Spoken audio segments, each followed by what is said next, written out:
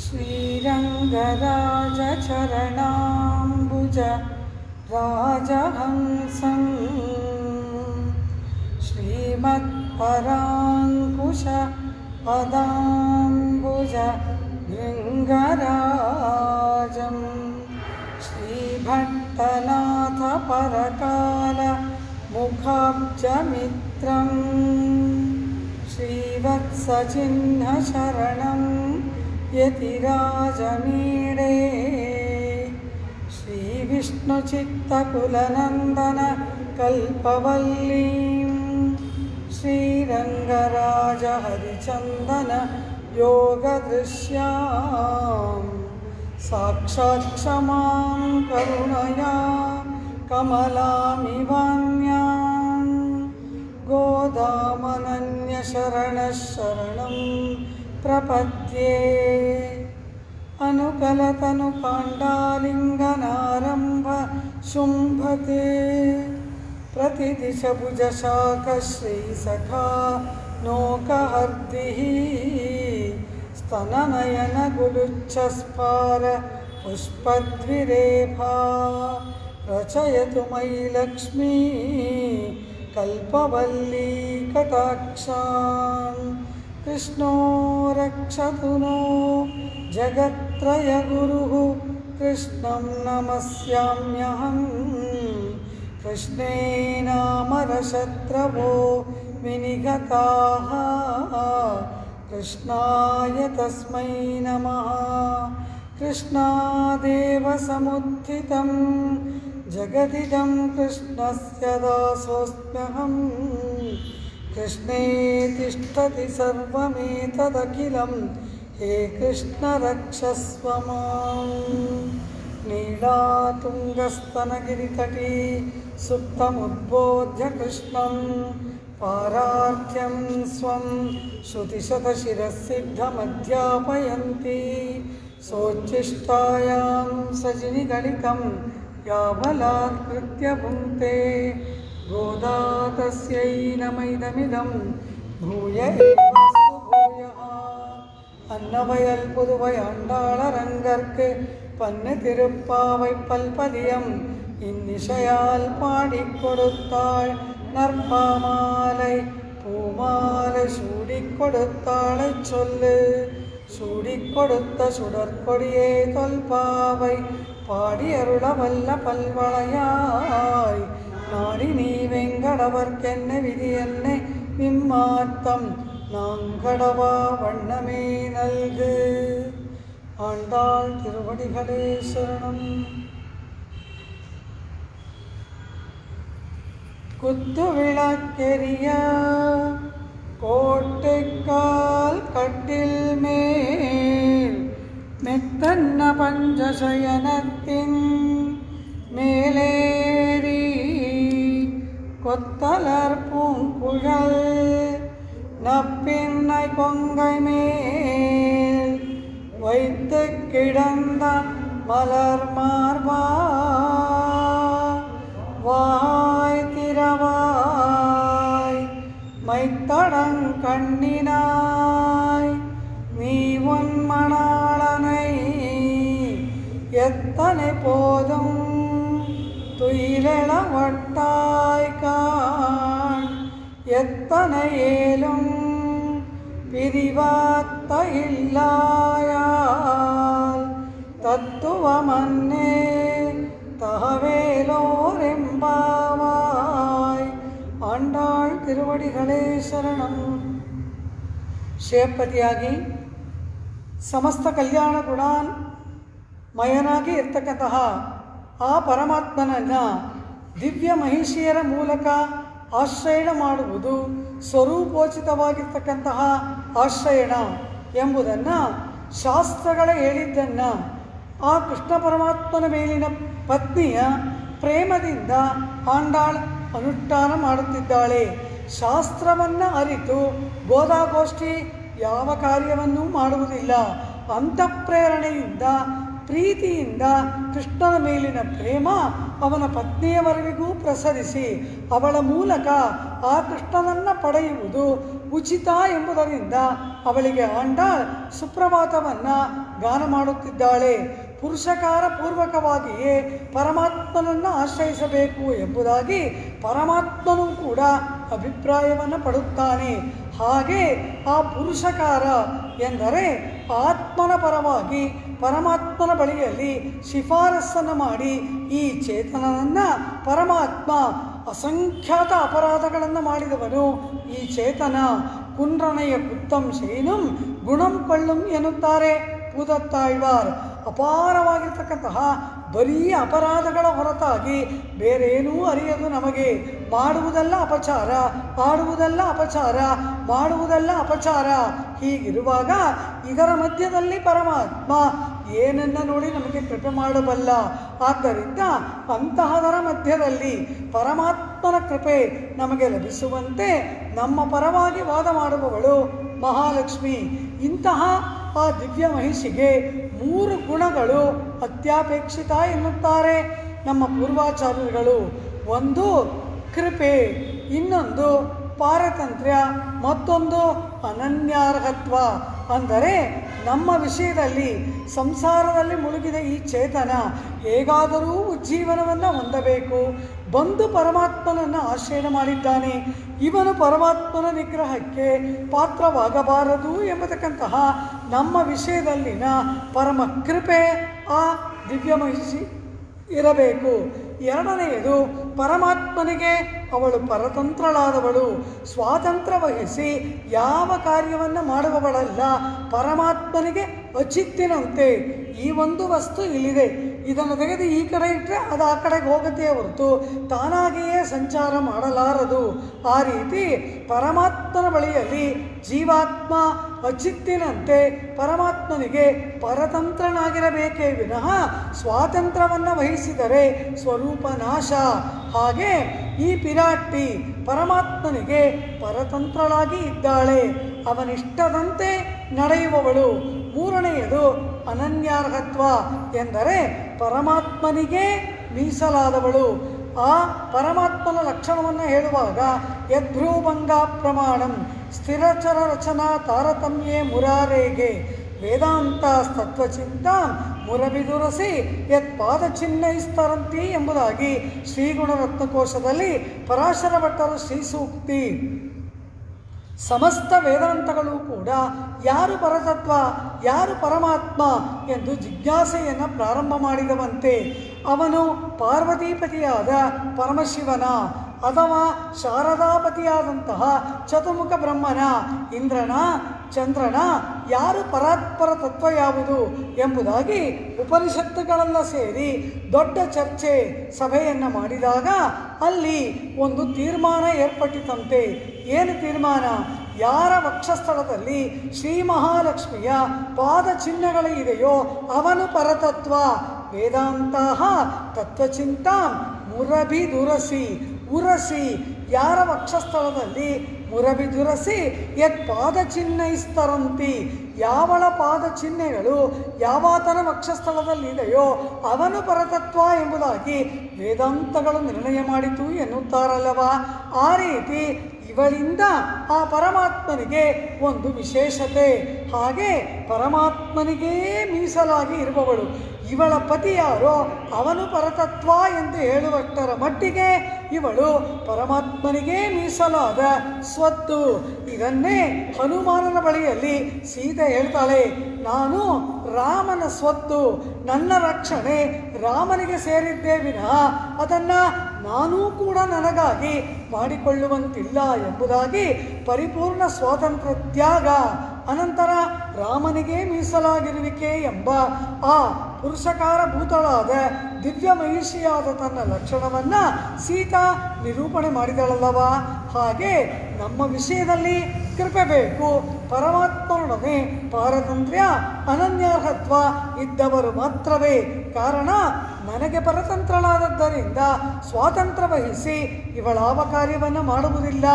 ಮೇಲಾಗಿ ನನಗೆ ಅನನ್ಯಾರ್ಹಳಾದ್ದರಿಂದ ಇವಳು ಏನು ಮಾಡಿದರೂ ಕೂಡ ಅದು ನನ್ನ ಮಂಗಳಕ್ಕಾಗಿ ಎಂಬುದಾಗಿ ಪರಮಾತ್ಮನಿಗೆ ಇವಳ ಮೇಲೆ ಗಾಢವಾದ ಪ್ರೇಮ, ವಿಶ್ವಾಸ ಅದು ಮೂರಿದ್ದವರು ಮಾತ್ರವೇ ಪುರುಷಕಾರ ಕಾರ್ಯವನ್ನು ಮಾಡಬಹುದು. ಆ ಮೂರೂ ಗುಣಗಳಿಂದ ಕೂಡಿದಂತಹ ನೀನು ಈ ರೀತಿ ಶಯನ ಮಾಡಿಕೊಂಡಿರಬಹುದಾ? ಮೊಟ್ಟ ಮೊದಲು ನಮ್ಮ ವಿಷಯದಲ್ಲಿ, ಅಂದರೆ ಚೇತನರ ವಿಷಯದಲ್ಲಿ ನಿನಗೆ ಕೃಪೆ ಇರಬೇಕಲ್ಲವಾ? ಆ ಕೃಪೆ ಇಲ್ಲದಿದ್ದರೆ ನೀನು ಹೇಗೆ ನಮ್ಮನ್ನು ಪರಮಾತ್ಮನೊಡನೆ ಸೇರಿಸಬಲ್ಲೆ? ಅದಕ್ಕಾಗಿ ಕೃಪೆಯಿಟ್ಟು ಆ ನಿನ್ನ ದಯಾಗುಣವನ್ನು ತೋರಿ ಹೇಳುವವಳಾಗು ಎಂಬುದಾಗಿ ಆಂಡಾಳ್ ಪುರುಷಕಾರ ರೂಪಿಣಿಯಾಗಿರುವ ನೀಳಾದೇವಿ ನಪ್ಪಿನ್ನಾದೇವಿಯನ್ನು ಸುಪ್ರಭಾತ ಹಾಡಿ ಎಚ್ಚರಿಸಿದಾಗ ಆ ನೀಳಾದೇವಿ ಕಣ್ತೆರೆದು ಅವರಿಗಾಗಿ ಬಾಗಿಲನ್ನು ತೆರೆಯಬೇಕು ಎನ್ನುವಾಗ ಕೃಷ್ಣ ಯೋಚನೆ ಮಾಡ್ತಾನಂತೆ. ನನ್ನನ್ನು ಅರಸಿ ಬಂದವರನ್ನು ಇವಳು ಮೊದಲು ಕಟಾಕ್ಷಿಸಿ ಇವಳು ಅನುಗ್ರಹ ಮಾಡ್ತಾಳೆ, ಹಾಗೆ ಇವಳನ್ನು ಬೇಡಿ ಬಂದವರನ್ನು ನಾನು ಮೊದಲು ಆಧರಿಸಬೇಡವಾ ಎಂಬುದಾಗಿ ಆ ನೀಳಾದೇವಿಯ ಆಲಿಂಗನದಲ್ಲಿ ಶಯನ ಮಾಡಿಕೊಂಡಿದ್ದ ಕೃಷ್ಣ ಪರಮಾತ್ಮ ಈ ಗೋಪಸ್ತ್ರೀಯರಿಗಾಗಿ ಬಾಗಿಲನ್ನು ತೆರೆಯುವುದಕ್ಕೆ ಅವನೆದ್ದು ಬರುವಾಗ ಇವಳು ನೋಡ್ತಾಳೆ. ಇವನೇ ಎದ್ದು ಹೋದರೆ ಒಂದು ಪಕ್ಷ ಅನುಗ್ರಹ ಮಾಡಿದ್ರೂ ಮಾಡ್ದ, ಅಥವಾ ನಿಗ್ರಹ ಮಾಡಿದರೂ ಮಾಡಿಬಿಟ್ಟ.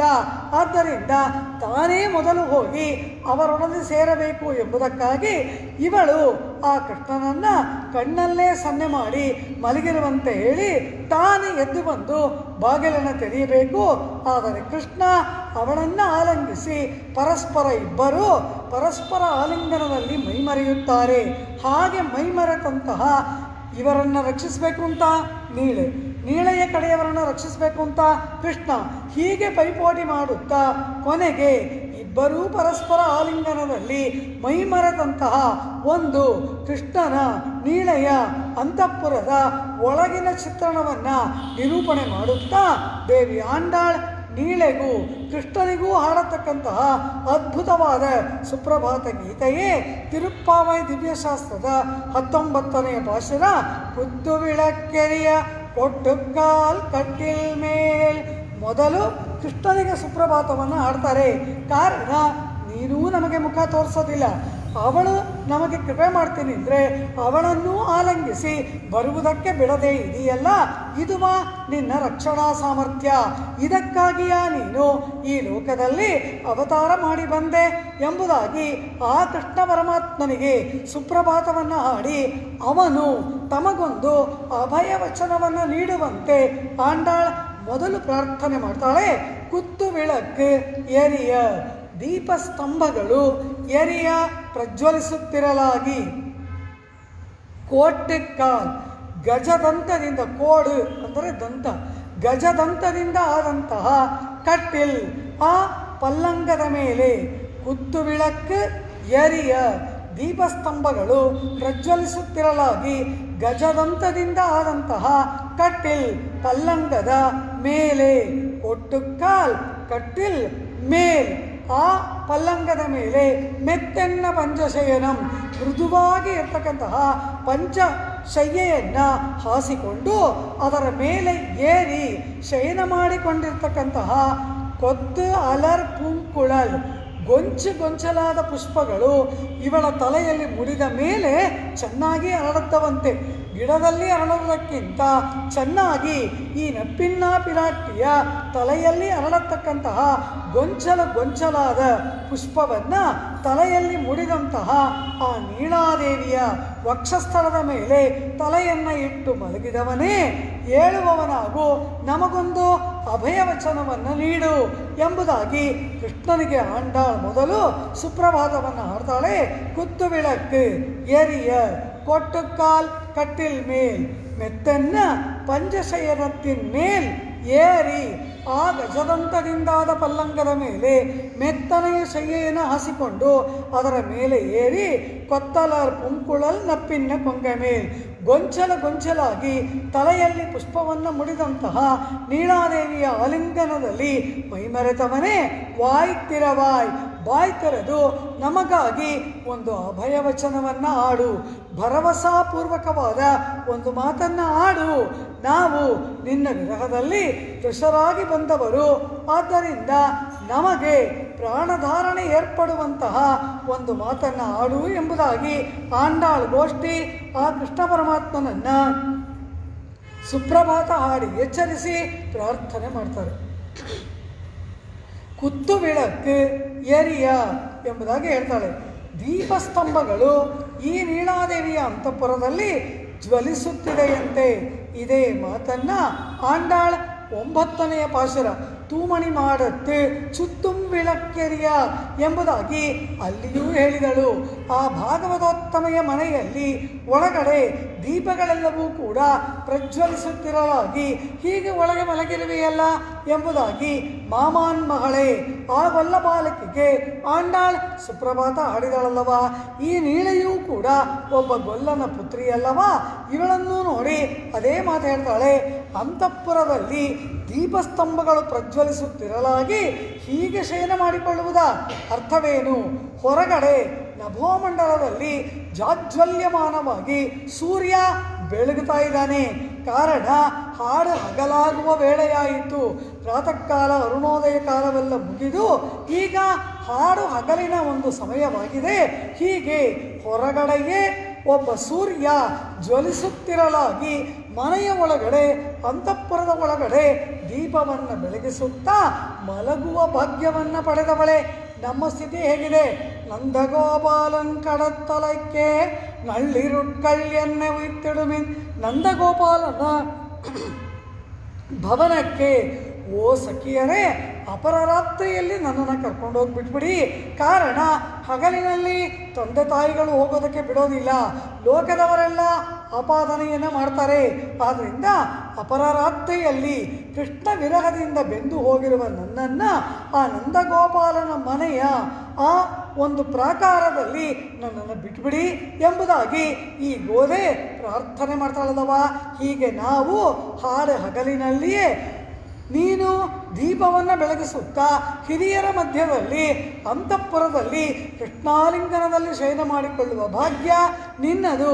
ನಮ್ಮದಾದರೋ ಗೋವರ್ಧನದ ತಪ್ಪಲು, ಯಮುನಾ ನದಿಯ ಮರಳು, ಅದೇ ರೀತಿ ಮತ್ತೊಂದು ಕಡೆಯ ಪರ್ವತದ ತಪ್ಪಲು ಇದಲ್ಲವ ನಮ್ಮ ಸ್ಥಿತಿ.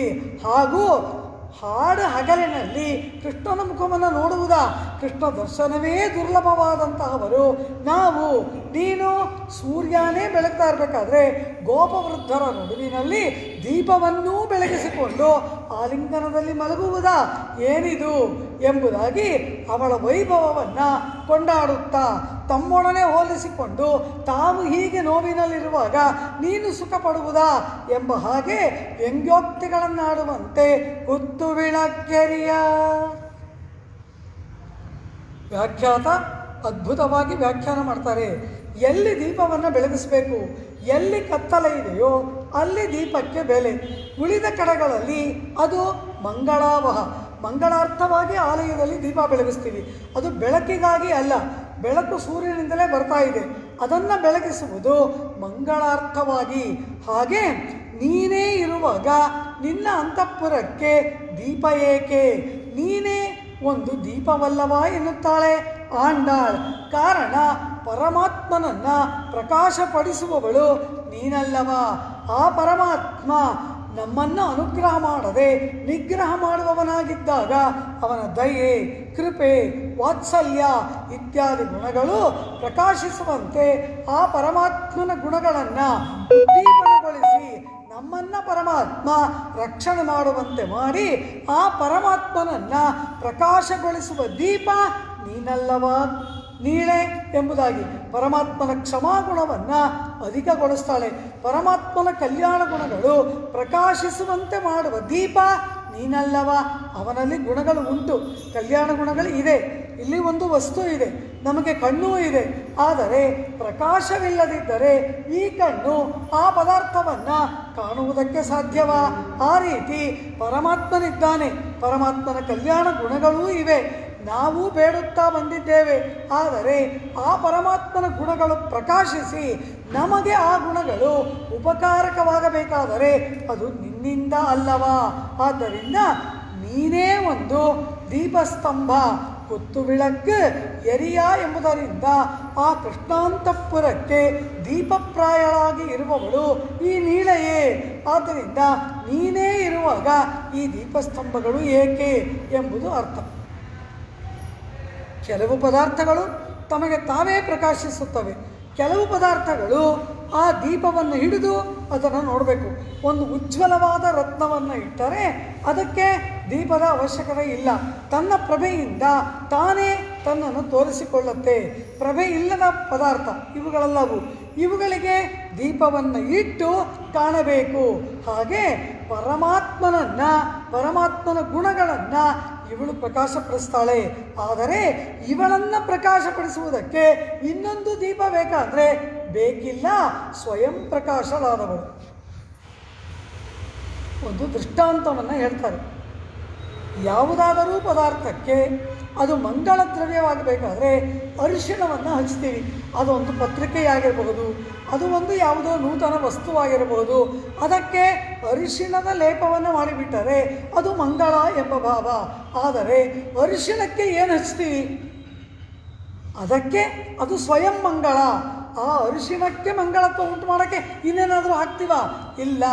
ಆ ರೀತಿ ಇತರ ವಸ್ತುಗಳಿಗೆ ಮಂಗಳತ್ವವನ್ನು ಅರಿಶಿಣ ಉಂಟು ಮಾಡುತ್ತದೆ. ಆದರೆ ಅರಿಶಿಣ ಅದಕ್ಕೇನೂ ಇಲ್ಲ, ಅದು ಸ್ವಯಂ ಮಂಗಳ. ಆ ರೀತಿ ಈ ದಿವ್ಯ ಮಹಿಷಿಯಾದವಳು ಪರಮಾತ್ಮನ ಗುಣಗಳನ್ನು ಪ್ರಕಾಶಪಡಿಸಿ ಆ ಪರಮಾತ್ಮ ನಮಗೆ ಉಪಕಾರಕನಾಗುವಂತೆ ಮಾಡ್ತಾಳೆ. ಆದರೆ ಈ ದಿವ್ಯ ಮಹಿಷಿಯನ್ನು ಪ್ರಕಾಶಪಡಿಸಿ ಇವಳ ಹತ್ರ ನಾವು ಹೋಗೋದಕ್ಕೆ, ಆ ಮಹಾಲಕ್ಷ್ಮಿಯೊಡನೆ ನಮ್ಮನ್ನು ಸೇರಿಸೋದಕ್ಕೆ ಇನ್ನೊಬ್ಬರು ಬೇಕಂದರೆ ಬೇಕಿಲ್ಲ. ಪರಮಾತ್ಮನೊಡನೆ ನಮ್ಮನ್ನು ಸೇರಿಸೋಕ್ಕೆ ಇವಳು ಬೇಕು, ಇವಳ ಕೃಪೆ ಬೇಕು, ಇವಳ ಪುರುಷಕಾರ ಬೇಕು. ಆದರೆ ಅವಳನ್ನು ಆಶ್ರಯಿಸೋದಕ್ಕೆ ಇನ್ಯಾರಾದರೂ ಬೇಕಂದರೆ ಬೇಕಿಲ್ಲ.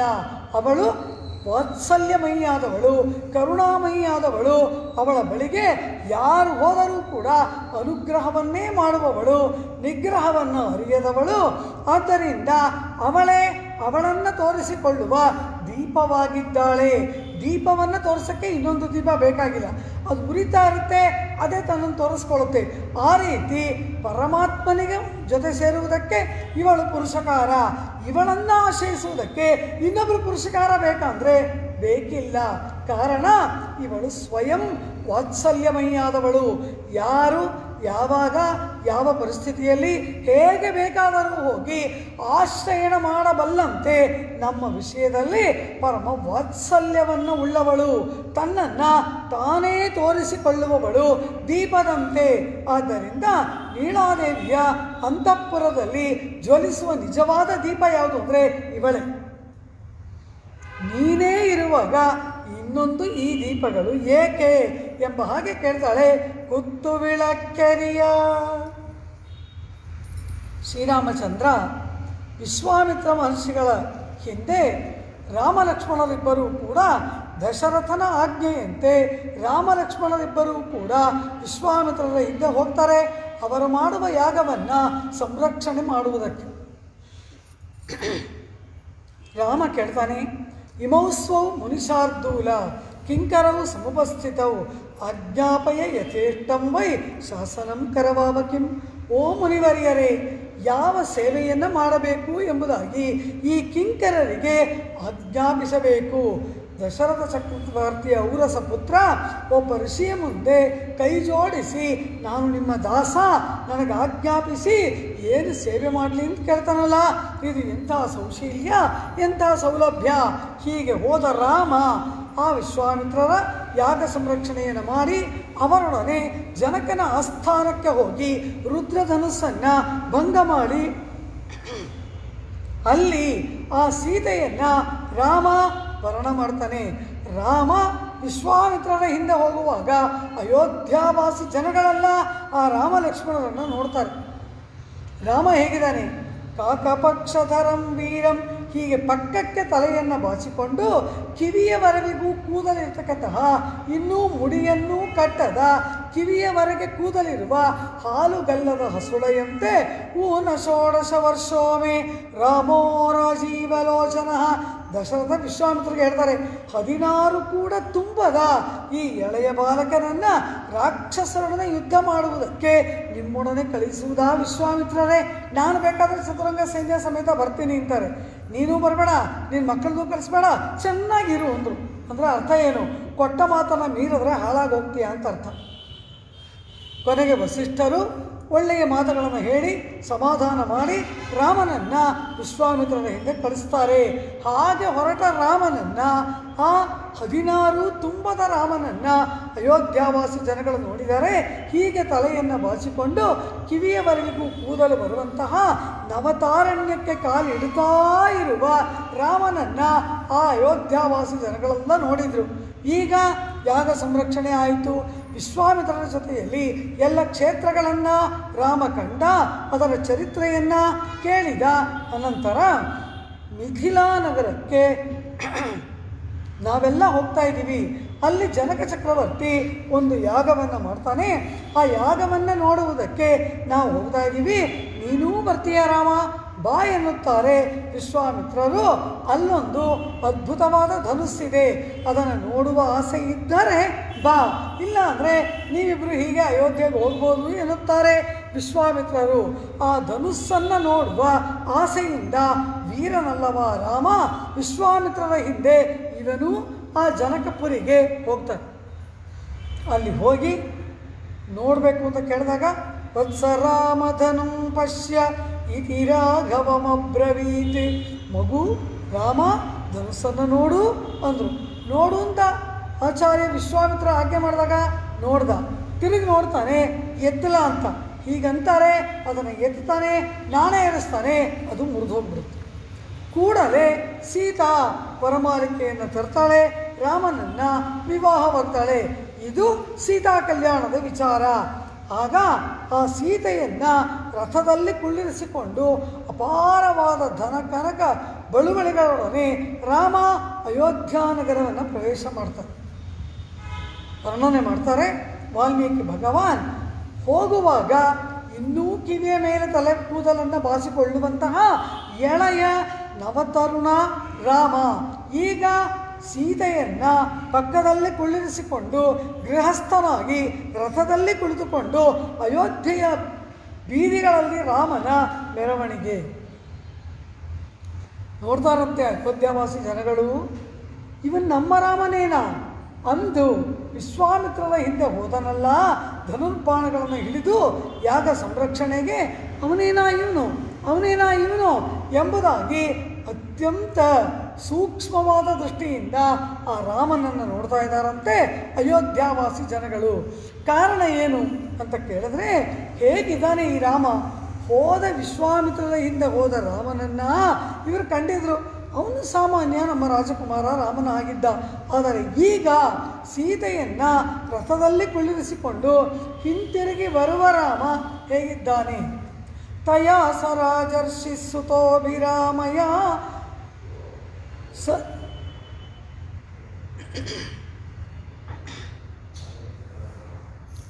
ತಯಾ ಸ ರಾಜರ್ಷಿ ಸುತೋಭಿರಾಮಯ ಸಮೀವಾನುತ್ತಮ ರಾಜಕನ್ಯೆಯ. ಆ ರಾಜಕನ್ಯೆ ಈ ದಶರಥ ಚಕ್ರವರ್ತಿಯ ಪುತ್ರನಾದ ರಾಜಕುಮಾರನಾದ ರಾಮ.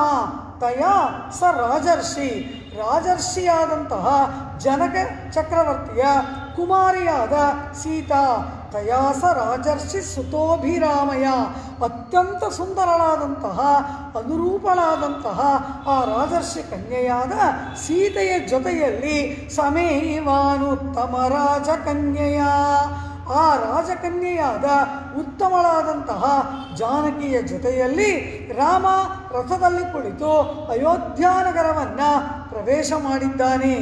ಆಗ ಈ ಅಯೋಧ್ಯಾವಾಸಿ ಜನಗಳೆಲ್ಲ ನೋಡ್ತಾರೆ, ಸಮೀವಾನುತ್ತಮ ರಾಜಕನ್ಯೆಯ ಅತೀವ ರಾಮ ಶುಶುಭೇತಿ ಕಾಮಯ ವಿಭುಶ್ರಿಯ ವಿಷ್ಣುರಿವಾಮರೇಶ್ವರ. ಆ ರಾಮ ಹೇಗಿದ್ದಾನೆ ಅಂದರು. ಅತೀವ ರಾಮ ಶುಶುಭೇತಿ ಕಾಮಯ, ಆ ರಾಮ ವಿಶೇಷವಾದ ತೇಜಸ್ಸಿನಿಂದ ಕಂಗೊಳಿಸುತ್ತಿದ್ದಾನಂತೆ. ಎಂತಹ ತೇಜಸ್ಸು, ಅದ್ಭುತವಾದ ತೇಜಸ್ಸು. ಆ ರಾಮನನ್ನು ನೋಡಿದ್ರೆ ಇವನೇನಾ ನಮ್ಮ ರಾಮ, ಇವನೇನಾ ವಿಶ್ವಾಮಿತ್ರ ಹಿಂದೆ ಹೋದವನು, ಇವನೇನಾ ನಮ್ಮ ರಾಜಕುಮಾರ ಎಂದು ಸಂದೇಹ ಬರುವಷ್ಟರ ಮಟ್ಟಿಗೆ ರಾಮ ಜಾಜ್ವಲ್ಯಮಾನವಾಗಿ ಅಪರಿಮಿತವಾದ ಪ್ರಭೆಯಿಂದ ಕಂಗೊಳಿಸುತ್ತಾ ಬೆಳಗುತ್ತಾ ರಾಮ ರಥದಲ್ಲಿ ಕುಳಿತಿದ್ದಾನೆ. ಹಾಗೆ ಬರ್ತಾ ಇದ್ದಾನೆ. ಅತ್ಯಂತ ವಿಶೇಷವಾದಂತಹ ಕಾಂತಿಯಿಂದ ಕೂಡಿ ಪ್ರಕಾಶಮಾನನಾಗಿ ಹಾಗೆ ರಥದಲ್ಲಿ ಕುಳಿತು ಬರುವ ರಾಮನನ್ನು ಅಯೋಧ್ಯಾವಾಸಿ ಜನಗಳು ನೋಡಿದ್ರಂತೆ. ಇಷ್ಟೊಂದು ಪ್ರಕಾಶ, ಇಷ್ಟೊಂದು ತೇಜಸ್ಸು, ಈ ಪ್ರಭೆ ಎಲ್ಲಿದೆ ರಾಮನಿಗೆ ಅಂತ ನೋಡಿದ್ರೆ ಅದು ಪಕ್ಕದಿಂದ ಬರ್ತಾ ಇದೆಯಂತೆ. ಯಾರು? ಪಕ್ಕದಲ್ಲಿ ಕುಳಿತಿದ್ದಾಳೆ ವೈದೇಹಿ, ಜಾನಕಿ. ಇವಳಿಂದ ಆ ಪ್ರಭೆ ರಾಮನಿಗೆ ಏರ್ಪಟ್ಟಿದೆಯಂತೆ. ಅದನ್ನು ಹೇಳ್ತಾರೆ, ಅತೀವ ರಾಮ ಶುಭೇಂದ್ರನೇ ಪ್ರಕಾಶಿಸುತ್ತಾನೆ, ಶುಶುಭೆ ವಿಶೇಷವಾಗಿ ಪ್ರಕಾಶಿಸುತ್ತಾನೆ, ಅತೀವ ಶುಶುಭೆ. ಎಷ್ಟು ಗುಣವಾಚಕಗಳನ್ನು ಕೊಟ್ಟಿದ್ದಾರೆ ವಾಲ್ಮೀಕಿ. ಅರ್ಥವೇನು? ರಾಮನ ತೇಜಸ್ಸು ಇಷ್ಟೂ ಎಂಬುದಾಗಿ ವರ್ಣಿಸಲಾಗದಂತಹ ಪ್ರಭೆಯಿಂದ ರಾಮ ಕಂಗೊಳಿಸಿದ. ಅತೀವ ರಾಮ ಶುಶುಭೇತಿ ಕಾಮಯ. ಈ ರೀತಿಯಾದಂತಹ ವಿಶೇಷವಾದ ಪ್ರಭೆಗೆ ಕಾರಣನಾದವಳು ಯಾರು? ರಾಜರ್ಷಿ ಕನ್ಯೆಯ. ಆ ರಾಜರ್ಷಿ ಕನ್ಯೆಯಾದ ಸೀತಾ. ಈ ದಂಪತಿಗಳು ಹೀಗೆ ರಥದಲ್ಲಿ ಬರ್ತಾ ಇರಬೇಕಾದ್ರೆ ಇವರನ್ನು ಯಾರಿಗೆ ಹೋಲಿಸುವುದು? ರಥಿ ಮನ್ಮಥರಿದ್ದಾಗೆ ಅಂತ ಹೇಳೋಣವಾ? ಶಚಿ ಇಂದ್ರನ ಹಾಗೆ ಅಂತ ಹೇಳೋಣವಾ? ಯಾರನ್ನು ದೃಷ್ಟಾಂತವಾಗಿ ಕೊಡೋದು? ಇವರಿಗೆ ಇವರೇ ದೃಷ್ಟಾಂತ. ಆದ್ದರಿಂದ ಆದರೂ ಅಲ್ಲಿ ವಾಲ್ಮೀಕಿ ಹೇಳ್ತಾರೆ, ವಿಭುಶ್ರಿಯ ವಿಷ್ಣುರಿವಾಮರೇಶ್ವರ. ಈ ಹೇಗಿದ್ದಾನೆ ಬರ್ತಾ ಇರೋ ರಾಮ ಅಂದರೆ ಶ್ರೀ ಮಹಾಲಕ್ಷ್ಮಿ ಒಡಗೂಡಿದ ದೇವತೆಗಳಿಗೆ ಒಡೆಯನಾದ ಮಹಾವಿಷ್ಣುವೇ ಬರ್ತಾ ಇರುವ ಹಾಗಿದೆ. ಬರ್ತಾ ಇರುವ ಹಾಗೆ ಏನು? ಅವನೇ ಮಹಾವಿಷ್ಣು, ಅದೇ ವಾಸ್ತವ. ಈ ರೀತಿ ಆ ರಾಮನಿಗೆ ವಿಶೇಷವಾದ ಪ್ರಭೆಯನ್ನು ಸೀತೆ ಉಂಟು ಮಾಡಿದಳಲ್ಲವ. ಅಂತಹ ಆ ರಾಮನಿಗೆ ಪ್ರಭೆಯಾದವಳು ಈ ಸೀತೆ.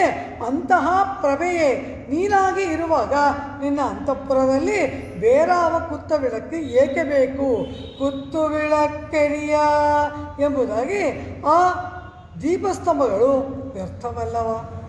ಯಾವ ಕಾರಣಕ್ಕಾಗಿ ಬೇಕದು? ನಮಗೊಂದು ಪದಾರ್ಥ ದರ್ಶನಕ್ಕಾಗಿ. ಪರಮಾತ್ಮ ತಾನೇ ತನ್ನ ಆನಂದವನ್ನು ನಮಗೆ ಸಾಕ್ಷಾತ್ಕಾರ ಮಾಡಿಕೊಟ್ಟಾಗ ಇನ್ನೊಂದು ದೀಪ ಬೇಕಾ? ಕುತ್ತು ವಿಳಕ್ಕೆರಿಯ. ಸರಿ, ಮಂಗಳಾರ್ಥವಾಗಿಯೇ ದೀಪಸ್ತಂಭಗಳು ಇದೆ ಅಂತ ಇಟ್ಕೊಳ್ಳೋಣ. ಆದರೆ ಆ ದೀಪಗಳನ್ನು ಆ ಪಕ್ಕಕ್ಕೆ ತೆಗೆದಿಡೋದು, ಈ ಪಕ್ಕಕ್ಕೆ ತೆಗೆದಿಡೋದು, ದೀಪಕ್ಕೆ ಆರೈಕೆಯನ್ನು ಮಾಡುವುದು, ಅದರ ಆ ಬತ್ತಿಯನ್ನು ಮೇಲೆತ್ತಿ ಬಿಡುವುದು, ಇಂತಹ ಸೇವೆಯನ್ನು ಮಾಡುವುದಕ್ಕಾದರೂ ನಾವು ಬೇಡವಾ? ನೀನು ಕೃಷ್ಣಾಲಿಂಗನದಲ್ಲಿ ಮೈಮರೆತಿರು, ಅವನು ನಿನ್ನ ಆಲಿಂಗನದಲ್ಲಿ ಮೈಮರೆಯಲಿ. ಆದರೆ ನೀವಿಬ್ಬರು ಹೀಗೆ ಆನಂದಾನುಭವ ಮಾಡ್ತಾ ಇರಬೇಕಾದ್ರೆ ನಿಮಗೆ ಸೇವೆ ಮಾಡುವುದಕ್ಕೆ ನಾವು ಬೇಡವಾ ನೀಳೆ? ಸೀತಾರಾಮರ ಕಾಡಿಗೆ ಬಂದಾಗ ಅವರ ಸೇವೆ ಮಾಡುವುದಕ್ಕೆ ಲಕ್ಷ್ಮಣನಿದ್ದನಲ್ಲವ. ಆ ರೀತಿ ನೀವು ಮತ್ತೆ ಪಿರಾಟಿ ಮತ್ತು ಪೆರುಮಾನ್ ನೀವಿಬ್ಬರೂ ಕೂಡ ಆನಂದದಿಂದ ಇರಬೇಕಾದರೆ ನಿಮಗೆ ಶುಶ್ರೂಷೆ ಮಾಡುವುದಕ್ಕೆ ನಾವು ಬೇಡವಾ? ನೀಳ ಕೇಳ್ತಾಳೆ, ಹೇ ಗೋದೆ, ಯಾವಾಗಲೂ ಯಜಮಾನಿಯಾದವಳಿಗೆ ಆನಂದ, ಪತಿಪತ್ನಿಯರಿರ್ತಾರೆ ಅವರಿಗೆ ಆನಂದ. ಆ ಪತಿಪತ್ನಿಗೆ ಸೇವೆ ಮಾಡುವುದಕ್ಕೆ ಒಬ್ಬ ಬಂದರೆ ಅವನಿಗೇನು ಆನಂದ ಇದೆ? ಅವನು ಯಾವಾಗಲೂ ಸೇವೆ ಮಾಡ್ತಾ ಇರಬೇಕು. ಅದನ್ನೇ ಆ ಲಕ್ಷ್ಮಣ ಶೂರ್ಪಣಿಕೆ ಬಂದಾಗ ಹೇಳ್ತಾನೆ, ನನ್ನನ್ನು ವಿವಾಹವಾದರೆ ನೀ ಏನು ಸುಖ ಪಡ್ತೀಯಾ? ನಾನೇ ಇವರಿಬ್ಬರಿಗೆ ದಾಸ, ನಾನೇ ಇವರಿಬ್ಬರು ಸೇವೆ ಮಾಡ್ತಾ ಇದ್ದೀನಿ. ನೀ ನನ್ನನ್ನು ಮದುವೆ ಆದರೆ ನೀನು ಸೇವಕಿ ಆಗಬೇಕಾಗತ್ತೆ, ದಾಸಿ ಆಗಬೇಕಾಗತ್ತೆ. ಅವನು ಪ್ರಭು ಹೋದವನನ್ನು ಮದುವೆ ಆಗುವಂತ. ಹೀಗಿರುವಾಗ ಸೇವೆ ಮಾಡುವವರಿಗೆ ಎಲ್ಲಾದರೂ ಆನಂದ ಉಂಟ?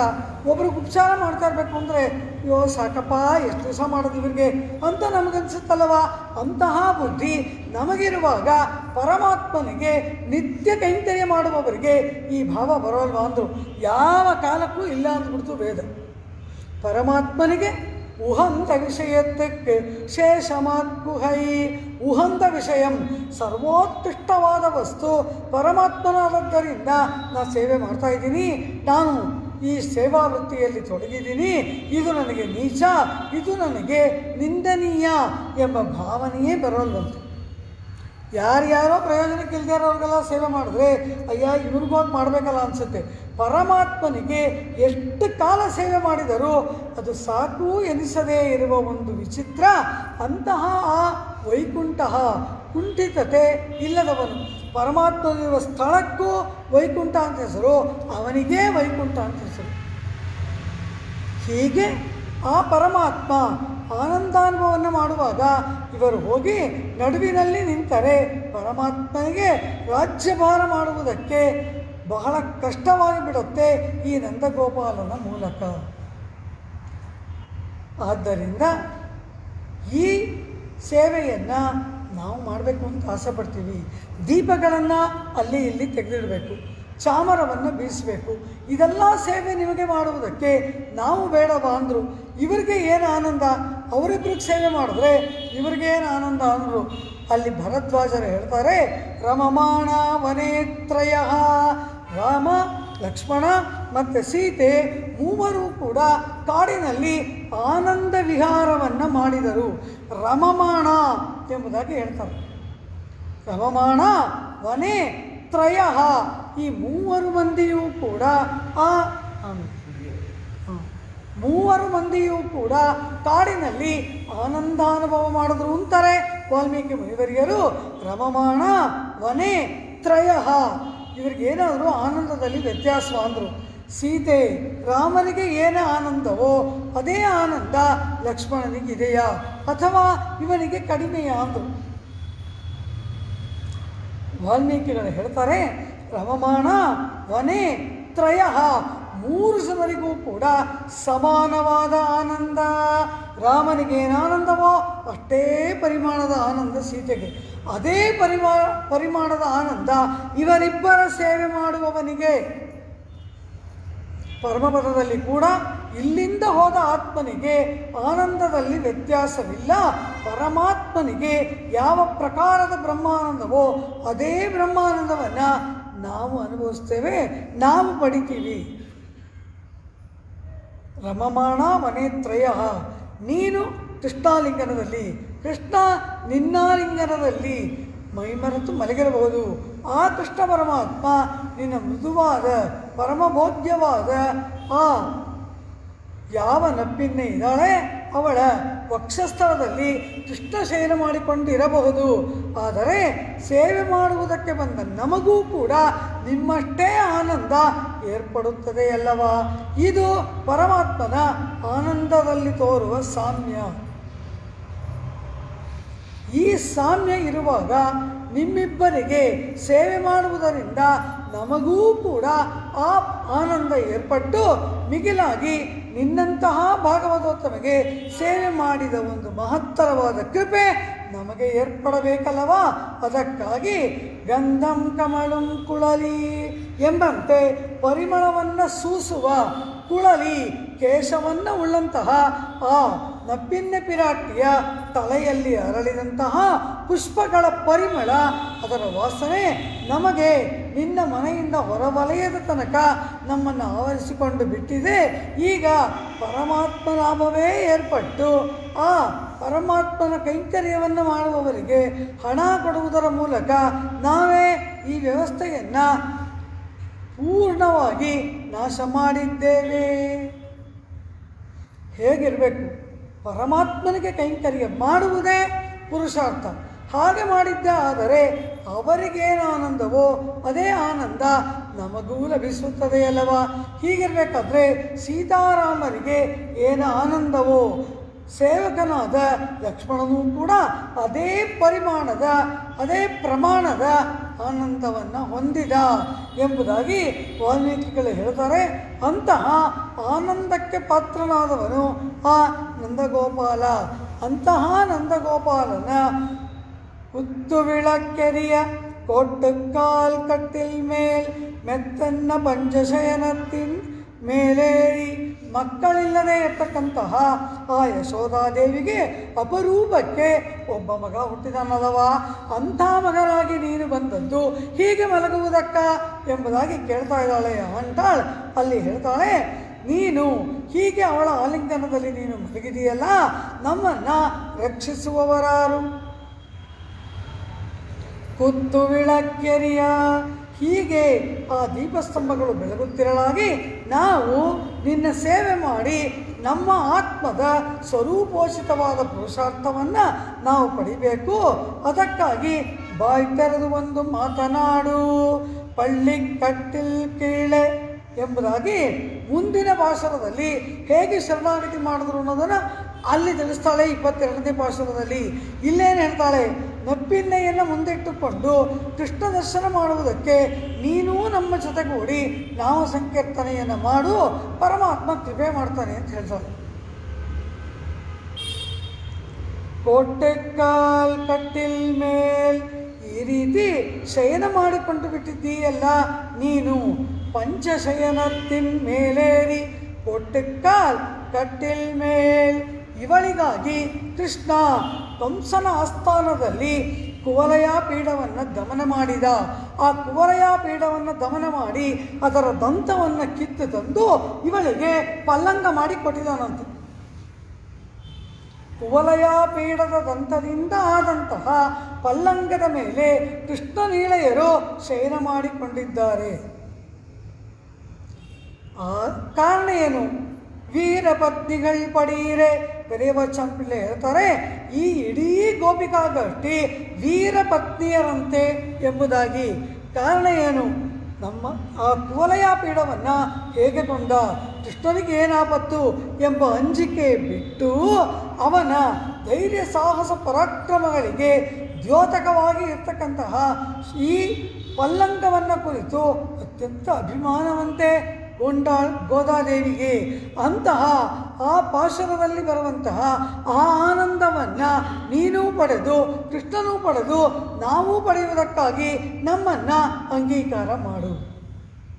ಕುತ್ತು ವಿಳಕ್ಕೆರಿಯ ಕೊಟ್ಟುಕಾಲ್ ಕಟ್ಟಿಲ್ ಮೇಲ್ ಮೆದ್ದೆನ್ನ ಪಂಚಶಯನತ್ತಿನ್ ಮೇಲೇರಿ. ಆ ಯಶೋಧಾನಂದ ಗೋಪಾಲನಿಗೆ ಪುತ್ರ ಸಂತಾನ ಪ್ರಾಪ್ತಿಯಾಯಿತು. ಆಗ ಉತ್ಕೃಷ್ಟ ರತ್ನವಾದ ಕೃಷ್ಣ ಪರಮಾತ್ಮ ಬಲರಾಮ ಇಬ್ಬರೂ ಕೂಡ ಜನಿಸಿದರು. ಹಾಗೆ ಜನಿಸಿದಂತಹ ಆ ಕೃಷ್ಣ ಬಲರಾಮರಿಬ್ಬರೂ ಕೂಡ ಈಗ ಯಶೋಧಾನಂದ ಗೋಪರ ವಶದಲ್ಲಿ ಆ ನಂದಗೋಪನ ಅರಮನೆಯಲ್ಲಿದ್ದಾರೆ ಅಂತ ತಾನೇ ಅವಳು ನಾಯಕನಾಯ ನಿನ್ನ ನಂದಗೋಪನ್ ಅಂಬರಮೇ ತಂಡಿದೆ ಭಾಷಣದಲ್ಲಿ ಹೇಳಿದ್ಲು. ಅಂಬರಮೇನಲ್ಲಿ ಏನು ಹೇಳಿದ್ಲು? ಯಶೋದೆಯ ಪಕ್ಕದಲ್ಲಿ ಮಲಗಿದ ಕೃಷ್ಣ, ಅವನಿಗೆ ಸುಪ್ರಭಾತ ಅಂದ್ಲು. ಇವತ್ತು ನೋಡಿದ್ರೆ ನೀಳೆಯ ಅಂತಃಪುರ, ನೀಳೆಯ ಆಲಿಂಗನ ಅಂತ ಹೇಳ್ತಾ ಇದ್ದಾರಲ್ಲ, ಇದೇನು ಅಂದರು. ಗೋಕುಲದಲ್ಲಿ ನಂದಗೋಪ ಭವನ, ನಂದಗೋಪ ಭವನದಲ್ಲಿ ನೀಳೆಯ ಅಂತಃಪುರ. ಒಂದೊಂದು ಬಾಗಿಲನ್ನು ದಾಟಿ ಈಗ ನೀಳಾದೇವಿಯ ಅಂತಃಪುರದ ಬಾಗಿಲಿಗೆ ಬಂದಿದ್ದಾರಲ್ಲವಾ, ಆಗ ಆ ಅಂತಃಪುರದಲ್ಲಿ ಆ ಗಜದಂತದಿಂದ ಆದ ಪಲ್ಲಂಗದ ಮೇಲೆ ಮಲಗಿದ್ದಾಳೆ ಈ ನೀಳಾ. ಅವಳಿಗೆ ಹೆಮ್ಮೆ ಅಂತೆ. ಭಯ ಆಗೋಲ್ವಾ? ಅಯ್ಯೋ, ಆ ಮದಿಸಿದ ಗಜವನ್ನು ದಮನ ಮಾಡಿದ್ನಲ್ಲ, ಏನಾಗ್ಬಿಡ್ತಿದ್ದು ಕೃಷ್ಣನಿಗೆ ಅಂತ ಭಯ ಇಲ್ವಾ ಅಂದರು. ಅವರಿಗೆ ಭಯವೇ ಇಲ್ಲವಂತೆ. ಕಾರಣ ಏನು ಅಂದರೆ ವೀರನಾದ ಪತಿಯ ಬಾಹುಬಲದ ಮೇಲೆ ಅಚಂಚಲವಾದ ನಂಬಿಕೆ. ವೀರಪತ್ನಿಗಳು ಪಡೆಯಿರೆ, ಶರಣಾಗತರದು ಹಾಗೆ ಅಂದುಬಿಟ್ರು. ಇವರಿಗೆ ಯಾವ ಯೋಗ್ಯತೆಯೂ ಇಲ್ಲ, ಯಾವ ಬಲವೂ ಇಲ್ಲ, ತಮ್ಮನ್ನು ರಕ್ಷಣೆ ಮಾಡಿಕೊಳ್ಳುವ ಸಾಮರ್ಥ್ಯವೂ ಇಲ್ಲ. ಆದರೆ ಇವರುಗಳು ನಾವಲ್ಲಿ ತುಳಿತರು ಹಿನ್ನೋ ಎಂಬುದಾಗಿ ಇವರು ಅತ್ಯಂತ ಹೆಮ್ಮೆಯಿಂದ ನಡೀತಾರೆ. ಕಾರಣ ಇವರು ಆಶ್ರಯಿಸಿದ ಪರಮಾತ್ಮನ ಬಾಹುಬಲವನ್ನು ಇವರು ನಂಬಿದ್ದಾರೆ. ಸೀತೆ ಕಾಡಿಗೆ ಹೋಗ್ತಾಳೆ, ಕರ್ಕೊಂಡು ಹೋಗೋ ರಾಮ ಅಂತಾಳೆ. ಕ್ರೂರ ಮೃಗಗಳಿರುತ್ತೆ, ಅದು ಕಲ್ಲು ಮುಳ್ಳುಗಳಿಂದ ತುಂಬಿದ ಕಾಡು. ಆ ಕಾಡಿನಲ್ಲಿ ನೀ ಹೇಗೆ ಬರ್ತೀಯಾ, ಬೇಡ ಅಂತಾನೆ. ಆಗಲೂ ಸೀತಾ ಹಠ ಮಾಡಿ ರಾಮನ ಜೊತೆ ಬರ್ತಾಳೆ. ಅಲ್ಲಿ ಆ ಕ್ರೂರವಾದ ವನ್ಯ ಮೃಗಗಳನ್ನು ನೋಡ್ತಾಳೆ. ಅದೇ ರೀತಿ ಕಲ್ಲು ಮುಳ್ಳುಗಳನ್ನು ತುಳಿತಾಳೆ. ಆದರೂ ಆ ಸೀತೆಯ ಮುಖದಲ್ಲಿ ಸ್ವಲ್ಪವಾದರೂ ಭಯವೋ ಆಯಾಸವೋ ಕಾಣಲೇ ಇಲ್ಲ. ಗಜಂ ವಾ ವೀಕ್ಷ ಸಿಂಹಂ ವಾ ವ್ಯಾಘ್ರಂ ವಾಪಿ ವರಾನನ ನಾಹಾರಯತಿ ಸಂತ್ರಾಸಂ ಬಾಹೂರಾಮಸ್ಯ ಸಂಶ್ರಿತ. ವಾಲ್ಮೀಕಿಗಳು ಅರಣ್ಯಕಾಂಡದಲ್ಲಿ ಹೇಳುವ ಮಾತು. ಗಜಂ ವಾ ವೀಕ್ಷ ಸಿಂಹಂ ವಾ, ಮದಿಸಿದ ಆನೆ, ಸಿಂಹ, ಇದೆಲ್ಲವನ್ನು ನೋಡಿದಾಗ ಸೀತೆಗೆ ಭಯವೇ ಆಗಲಿಲ್ಲವಂತೆ. ಬದಲಾಗಿ ಏನಾಯಿತು? ಅಪರೂಪವಾದ ಪದಾರ್ಥವನ್ನು ನೋಡಿದಂತಹ ಆಶ್ಚರ್ಯ ಆನಂದಗಳು ಅವಳ ಮುಖದಲ್ಲಿ ಕಾಣ್ತಾ ಇದ್ದಂತೆ. ಕಾರಣ ಏನು? ಅಯ್ಯೋ ಹುಲಿಯಲ್ಲ, ಅಯ್ಯೋ ಸಿಂಹ, ಕರಡಿ ಎಂಬುದಾಗಿ ಭಯವಾದರೆ ಭಯವೇ ಇಲ್ಲ. ಕಾರಣ ಏನು? ರಾಮನ ಬಾಹುಗಳ ಒಂದು ಕೋಟೆಯ ಒಳಗೆ ಅವಳಿದ್ದಾಳೆ. ಬಾಹು ರಾಮಸ್ಯ ಸಂಶಿತ ಎಂಬುದಾಗಿ ರಾಮನ ತೋಳುಗಳ ಕೋಟೆಯ ಒಳಗೆ ಇರುವುದರಿಂದ ಅವಳಿಗೆ ಅಂಜಿಕೆಯೇ ಆಗಲಿಲ್ಲ ಅಂತಾರೆ ವಾಲ್ಮೀಕಿ ಭಗವಾನ್. ಅದೇ ರೀತಿ ಶರಣಾಗತರು ತಮ್ಮನ್ನು ರಕ್ಷಣೆ ಮಾಡಿಕೊಳ್ಳುವುದಕ್ಕೆ ತಮಗಾವ ಯೋಗ್ಯತೆ ಇಲ್ಲದಿದ್ದರೂ ತಾವು ಆಶ್ರಯಣ ಮಾಡಿದ ಪರಮಾತ್ಮನ ಕಲ್ಯಾಣ ಗುಣಗಳನ್ನು ನೆನೆದು ಎದೆಯ ಮೇಲೆ ಕೈ ಇಟ್ಟು ಆನಂದದಿಂದ ಮಲಗಿರ್ತಾರಂತೆ. ಈ ಆತ್ಮಕ್ಕೆ ಏನಪ್ಪ ಗತಿ? ಯೋಚನೆ ಇಲ್ಲ, ಅದನ್ನು ನೋಡ್ಕೊಳ್ಳೋಕೆ ಪರಮಾತ್ಮ ಇದ್ದಾನೆ. ಆ ರೀತಿ ನೀಳಾದೇವಿ ಕೊಟ್ಟೆಕ್ಕಾಲ್ ಕಟ್ಟಿಲ್ ಮೇಲ್ ಕುವಲಯ ಪೀಠವನ್ನು ದಮನ ಮಾಡಿದ ಕೃಷ್ಣನ ಪರಾಕ್ರಮವನ್ನು ಆ ಮಂಚ ನೆನಪಿಗೆ ತರುತ್ತಂತೆ. ಅದರ ಮೇಲೆ ಮಲಕೊಂಡು ಕೃಷ್ಣನ ವೀರ ಚರಿತ್ರೆಗಳನ್ನೆಲ್ಲ ಅನುಸಂಧಾನ ಮಾಡ್ತಾಳಂತೆ ಈ ನಪ್ಪಿನ ಪಿರಾಟಿ. ಅಂತಹ ಪಲ್ಲಂಗ ಅದು ಸಾಧಾರಣವಾದದ್ದಲ್ಲ. ಕೃಷ್ಣನ ವೀರ್ಯ ಶೌರ್ಯ ಪರಾಕ್ರಮಗಳ ಪ್ರತೀಕವಾದ ಪಲ್ಲಂಗವಾದ್ದರಿಂದ ಆನಂದದಿಂದ ನೀನು ಮಲಗಿದೆಯಾ, ಅವನು ಇದ್ದಾನೆ. ನಮ್ಮ ಪರಿಸ್ಥಿತಿಯನ್ನು ನೋಡು. ಕುತ್ತು ವಿಳಕ್ಕೆರಿಯ ಕೊಟ್ಟೆಕ್ಕಾಲ್ ಕಟ್ಟಿಲ್ ಮೇಲ್, ಅಂತಹ ಮಂಚದ ಮೇಲೆ ಮೆತ್ತೆನ್ನ ಪಂಚಶಯನತ್ತಿನ ಮೇಲೇರಿ ಆ ಮಂಚದ ಪಲ್ಲಂಗದ ಮೇಲೆ ಅದು ಒತ್ತತ್ತೆ ಅಂತ ಬೆತ್ತಗಿರೋ ಒಂದು ಹಾಸಿಗೆ ಬೇರೆ ಹಾಸ್ಕೊಂಡಿದ್ದಾನಂತೆ. ಆದಿಶೇಷ ಎಲ್ಲಿ ಹೋದರೂ ಪರಮಾತ್ಮ ಅದ್ರ ಜೊತೆಲಿ ಬರುತ್ತೆ. ಅರವತ್ತ ಮಳಿನೋಡಂ ಅಳಹಿಯ ಪಾರ್ಕಡಲೋಡಂ ಎಂಬುದಾಗಿ ಪೆರಿಯಾಳ್ವಾರ್. ಎಲ್ಲಿ ಹೋದರೂ ಕೂಡ ಈ ಹಾಸಿಗೆನೂ ಜೊತೆಲಿ ಹೊರಡುತ್ತೆ. ರಾಮಾವತಾರವ ಲಕ್ಷ್ಮಣನಾಗಿ ಹಾಸಿಗೆ ಬರುತ್ತೆ, ಕೃಷ್ಣಾವತಾರವ ಬಲರಾಮನಾಗಿ ಶಯ್ಯ ಬರುತ್ತೆ. ಎಲ್ಲೆಲ್ಲಿ ಪರಮಾತ್ಮ ಏನೇನು ಮಾಡಿದರೂ ಅವನನ್ನು ಅರಕ್ಷಣ ಬಿಟ್ಟಿರದವನು ಆದಿಶೇಷ. ಆಂಡಾಳು ಹೇಳ್ತಾಳೆ ಪಂಚಶಯನತ್ತಿನ ಮೇಲೇರಿ. ಪಂಚಶಯನ ಅಂದರೆ 5 ಶಯ್ಯೆ ಎಂದರು. 5 ಶಯ್ಯೆಯ ಒಂದು ಪಲ್ಲಂಗದ ಮೇಲೆ ಒಂದೇ ಶಯ್ಯೆ ಒಂದೇ ಹಾಸಿಗೆಯನ್ನಲ್ಲವ ಹಾಸುವುದಕ್ಕೆ ಸಾಧ್ಯವಾಗುವುದು. ಇವಳು ಪಂಚಶಯನತ್ತಿನ ಮೇಲೇರಿ ಎಂಬುದಾಗಿ ಹೇಳ್ತಾಳಲ್ಲ. ಅಂದರೆ ಹಾಸಿಗೆಗೆ 5 ಗುಣ ಇರಬೇಕಂತ. ಒಳ್ಳೆಯ ಹಾಸಿಗೆ, ಗುಣವಾನಾದ ಹಾಸಿಗೆ ಅಂದರೆ 5 ಗುಣ ಇರಬೇಕಂತೆ. ಮೃದುವಾಗಿ ಇರಬೇಕು, ಧವಳತ್ವ ಬೆಳ್ಳಗೆ ಇರಬೇಕು, ಸುಗಂಧ ಆ ಹಾಸಿಗೆಯಿಂದ ಪರಿಮಳ ಬರ್ತಾ ಇರಬೇಕು. ಅನಂತರ ಬೇಸಿಗೆಯಲ್ಲಿ ತಣ್ಣಗೆ, ಚಳಿಗಾಲದಲ್ಲಿ ಬೆಚ್ಚಗೆ ಇರುವಂತಹ ಹಾಸಿಗೆ. ಅಂಥ ಹಾಸಿಗೆ ಪ್ರಪಂಚದಲ್ಲಿ ಯಾವುದು ಅಂದರು? ಒಂದೇ ಒಂದು ಆದಿಶೇಷ. ಕಾರಣ ಏನು? ಪರಮಾತ್ಮನಿಗೆ ಶಾಖ ಬೇಕು ಅಂದಾಗ ತನ್ನ ಮೈಯನ್ನು ಬಿಸಿ ಮಾಡ್ಕೊಳ್ತಾನೆ. ಪರಮಾತ್ಮನಿಗೆ ತಣ್ಣನೆಯ ಅನುಭವ ಬೇಕು ಅಂದರೆ ತಣ್ಣಗಾಗುತ್ತಾನೆ. ಪರಿಮಳ, ಅವನ ಭಕ್ತಿಜ್ಞಾನ ವೈರಾಗ್ಯದ ಪರಿಮಳ ಅನವರತ ಸೂಸುತ್ತಾ ಇರುತ್ತೆ. ಇನ್ನು ಮೆತ್ತಗೆ ಒಳಗೆ ಗಾಳಿಯನ್ನು ತುಂಬಿಕೊಂಡವನಾದ್ದರಿಂದ ಯಾವಾಗಲೂ ಮೆತ್ತಗಿರುವ ಸ್ವಭಾವವನ್ನು ಉಳ್ಳವನು. ಇಂತಹ ಮೃದುತ್ವ, ಧವಳತ್ವ, ಸುಗಂಧತ್ವ, ಶೀತಲತ್ವ ಎಂಬತಕ್ಕಂತಹ ವಿಸ್ತಾರ ಎಂಬ 5 ಗುಣವನ್ನು ಉಳ್ಳ ಹಾಸಿಗೆಯ ಸುಖವನ್ನು, ಭೋಗ್ಯತೆಯನ್ನು ಪಡೆಯುವುದಕ್ಕಾಗಿ ನೀನು ಏಳು ಎಂಬಂತೆ ಆಂಡಾಳ್ ಅವನಿಗೆ ಸುಪ್ರಭಾತ. ಪಂಚಶಯನಂ ಮೃದುವಾಗಿರಬೇಕು, ಬೆಳ್ಳಗಿರಬೇಕು, ಪರಿಮಳವನ್ನು ಸೂಸಬೇಕು, ಮೃದುವಾಗಿ ಇರಬೇಕು, ಅನಂತರ ಮೊರೆಯನ್ನು ಹೋಗಬೇಕು.